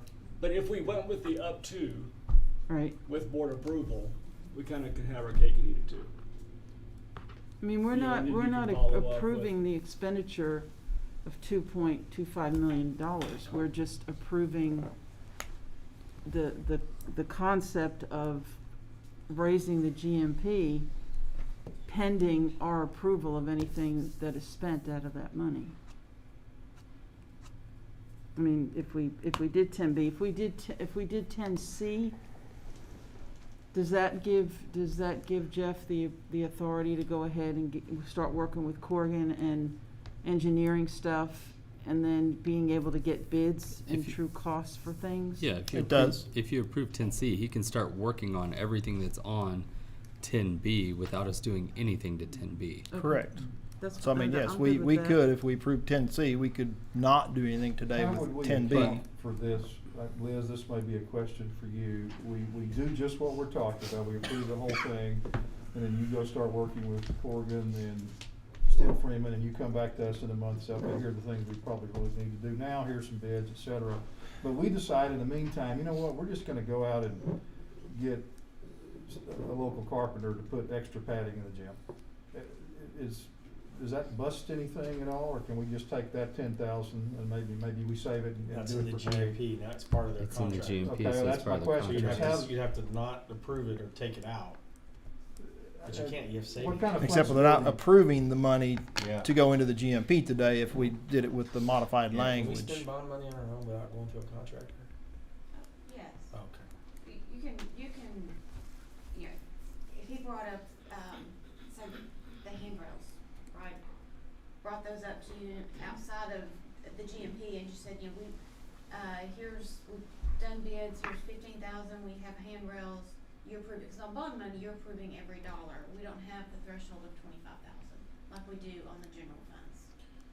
So anything that we would do, it would have to either be included in an approved GMP or contract or individual item that's brought forward. So if we approve this tonight, the way Dr. McDade stated it, to your point about the handrails, we'd have to remove that from the GMP at a later point to be able to pay for it. Otherwise, it's in there. No, it's not Or- in there. or do we get It's it back not in as there a yet. He hasn't savings and presented that it's yet. I mean, why would we have to remove it? It just. That's why I we just said wouldn't up, do it. that's We why I just wouldn't said have up to, to. right? Because Steel Freeman has the contract for the GMP. Well, but so if we don't spend it, we just get it back, right? That's correct. Yes. Complete but the what if we project spend it with without somebody else expending the besides? funds. Yeah, and I don't think it's just. Well, we have to wait till the job closes probably. Yeah, we might not be able to do that. We don't have to during wait. the contract. The clarification is this: is anything under the GMP have to go to Steel Freeman? That's the question. if it's in the GMP, it's going through Steel and Freeman. That's his question. But if we're Part not of the approving contract. any specific Yeah. item or amount, we're not changing their GMP, so we've given them no more scope. Every time we approve one, then we increase the GMP by that much. We're not Yes. increasing it one big amount right now. Correct. But that's why the wording says up It to. depends on how If the it's wording worded. is Up changed. to. So you don't have to spend the Liz, whole if we say thing. up to, Right, up Then to. we're- But if we decide to And, go outside yeah, that you can contract. Let Liz increase it write in it and tell us what to pieces, say. Yeah. as long as you don't exceed that amount. But to Jeff's point, is every time we do this, do we have to all get on the phone and say, okay, yeah, we'll do this Well, we one? can't do that anymore. We can't meet over the phone or in Zoom. You gotta be in person. So for each one of these, That's or true. can a lot of it come They next changed month? that Or, we can't do that means anymore? Back the other way. I mean, it's a reasonable point because it's a lot of different items. What's a realistic time frame for you guys? To even, I mean, is a month, next board meeting, the next two board meetings from now, reasonable to come back with? That would also depend a lot on Steel Freeman on their pricing, getting that back to us. Okay. I mean, I think. Well, just speaking for yourself, what about just on the design side? Oh, Yeah. I think within the next 3 to 4 weeks, we would have all of that designed and submitted to Steel Freeman for Okay. pricing. I just don't know. So realistically, maybe 2 months, it could be brought back here, we could take a look at it. So Or we could have a special meeting in 6 weeks or something Right, like that. yeah. And I would hope sooner, but I mean, But most I would think likely, you realistically wouldn't 2 just- months. And realistically, we'd You'd come still back be with hanging, multiple items, so we wouldn't have to. make Absolutely. 7 days. and we'd still pretty much probably be active with Steel Freeman Yes. on site in 2 months. Correct. They will still be probably working on some punch list and finishing a few things out. Okay. One thing before we, do anything with this is the roof screens are something that we will have to do to close out the project. So I don't know if there's a possibility of rewording it and approving something for roof screens tonight, because that is not, it doesn't require design, although we'll look at options. And Doesn't it's require not- the and it's design, not- but and we it's will not have optional. to. It's not optional. Not at all. And I don't have those kind of funds left in the project to cover So you really that need- type need expense. To go ahead and approve that tonight. So if we could approve that, yes. This is getting to be a wordy motion. So we, There's two different you modes. just add that to the beginning of the motion and then add what's here to the end of it, and I would just take Hey, it's your 200 motion, so. 250,000 off 2.25 million. Math? Calculator. Calculator. It's 2 million. It's 2 million. It's 2 million. 2 million. 2 million Yeah, minus 250,000. 2.25 million minus 250,000. Oh, yes, It's 2 2 million. million. 2 million. Come on. NBA. Okay, there you go, see, okay. It's late, Liz, I'll back you It's up. 10:40. Have to Yeah. get that calculator for anything. Okay, All right. Well, so we could approve increasing the GMP by $250,000, or up to $250,000, and then do the wording on this for the rest of it. I think you just approve the whole thing as it is, but in the caveat about subject to board approval, you just accept that 250,000, we go ahead and approve that now. Yeah. Is that, second motion. is that what I'm hearing? In that motion. You in that can put it motion, in you can that put it all motion. in there So the together. part that is subject to board approval is the Is $2 $2 million. million. Yep. Right, and the 250 you're already approving. We're Right. approving The that as- up to 250 for the Yes. screens. For the screens, right. Okay. Knowing that we won't do screens on anything that doesn't absolutely require. All right. I'm gonna try to do this. Here we go. Right. Mandatory screening only. Can we scroll down to page 2? Or we'll so I start can with minimal and read see the if that's list? enough. There we go. You read the whole list. Mr. Hawksworth, can I read the entire list into the record, please? No.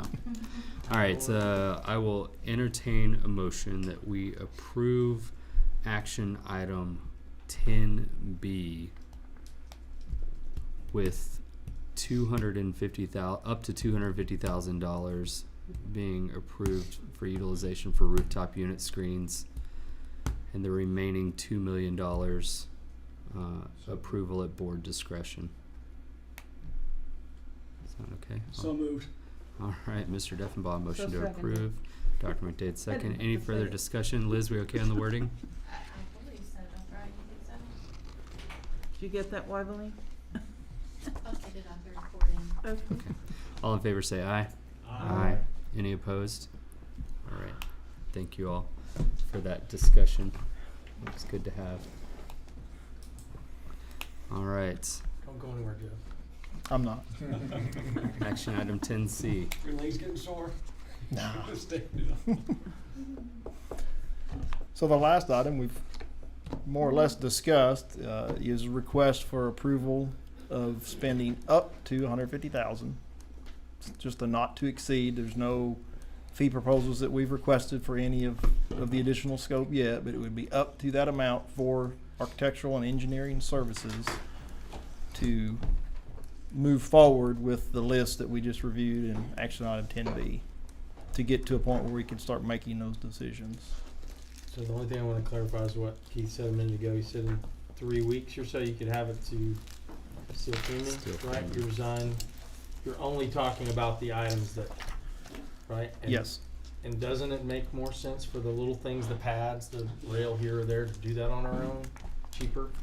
I know I'm probably merging the two conversations again, but They're merged items, really. yeah, there you go. So he's only going to be working on the parking lot, the well, that kind of stuff. He's only going to deal with anything that requires design and engineering, which the pads would not, the carpet would not. Is it anything besides the parking and the well? I mean, the safety rails on yes, the dock. we'll have to that get some storage design on building is- railings. The storage building's on there. Any of the paving that was on that list. Is it the turf and the Or grass? a permit. Would that require design? Requires a permit. I mean, So if you don't I think do we it could on probably, this yeah, one like here I said, we with them, could you go do it the through permit field turf and they could provide all the Fairly information limited necessary. list. It's, The only thing that might be the drainage would be. yeah, that's what I, so, Could be. okay. So I think it's a matter of focusing on what we need Steel Freeman to do as part of their. Right, I think that's what I was saying earlier, divide out the list and say, hey, this is Okay. things we're gonna do on our own, or these are the things that would require a permit, so it makes more sense to go through Keith and Steel Freeman, and everything else that doesn't, just do it on our own. Yeah, and also to prioritize it, get those things done that we need steel freeman for, so those things that we can parcel out separately would come, I guess, after the steel freeman contract is closed. and It that- doesn't have to. It doesn't have to. It doesn't have to. It can be done concurrently. Okay, well, that's what I misunderstood earlier then. That was my question, so I'm sorry, that's my fault, but, okay. So that, I think that gives us good flexibility. All right, I'll entertain a motion to approve action item 10C as presented. Quick question. Any questions? The 250 is just an estimate that he's given you, or what are we going to do? 150. The 150 is a budget that I came up with. You came up with, okay. And I based it on a percentage basis. This contract up to this point has been a lump sum.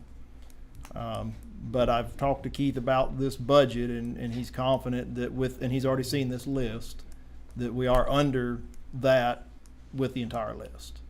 And then if we pull some things out, that could even further drop.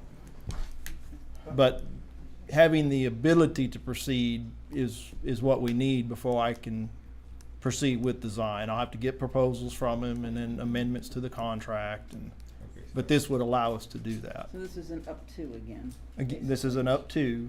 Okay. So I do have one more question. You just mentioned amendments to the contract, so you will work with our attorney to actually amend the steel freeman contract? Well, in this case, I'm talking about Corrigan's contract. Okay. We've actually, as we've added projects, we've just done amendments Okay. to their contract, which had all the projects included.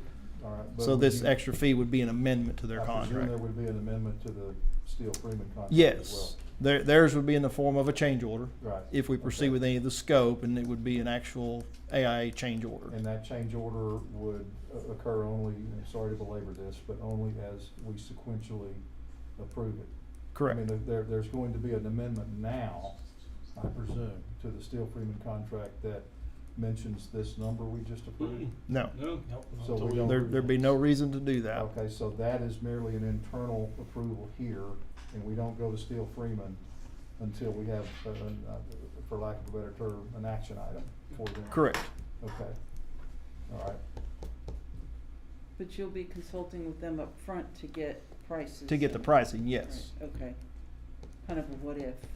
Correct. Okay. I mean, this is not unusual for them, but because of the design, I need that information because it could change drastically from a what if budget without design to what is the price with the design. Any other questions? I'll still entertain that motion to approve action item 10C as presented. I make a motion, we approve action item 10C as presented. All right, Mr. Lowry, motion to approve. Do I have a second? I'll second. Dr. McDade, second. Any further discussion? All in favor say aye. Aye. Any opposed? All right, thank you. The time is 10:45 p.m. We are adjourned.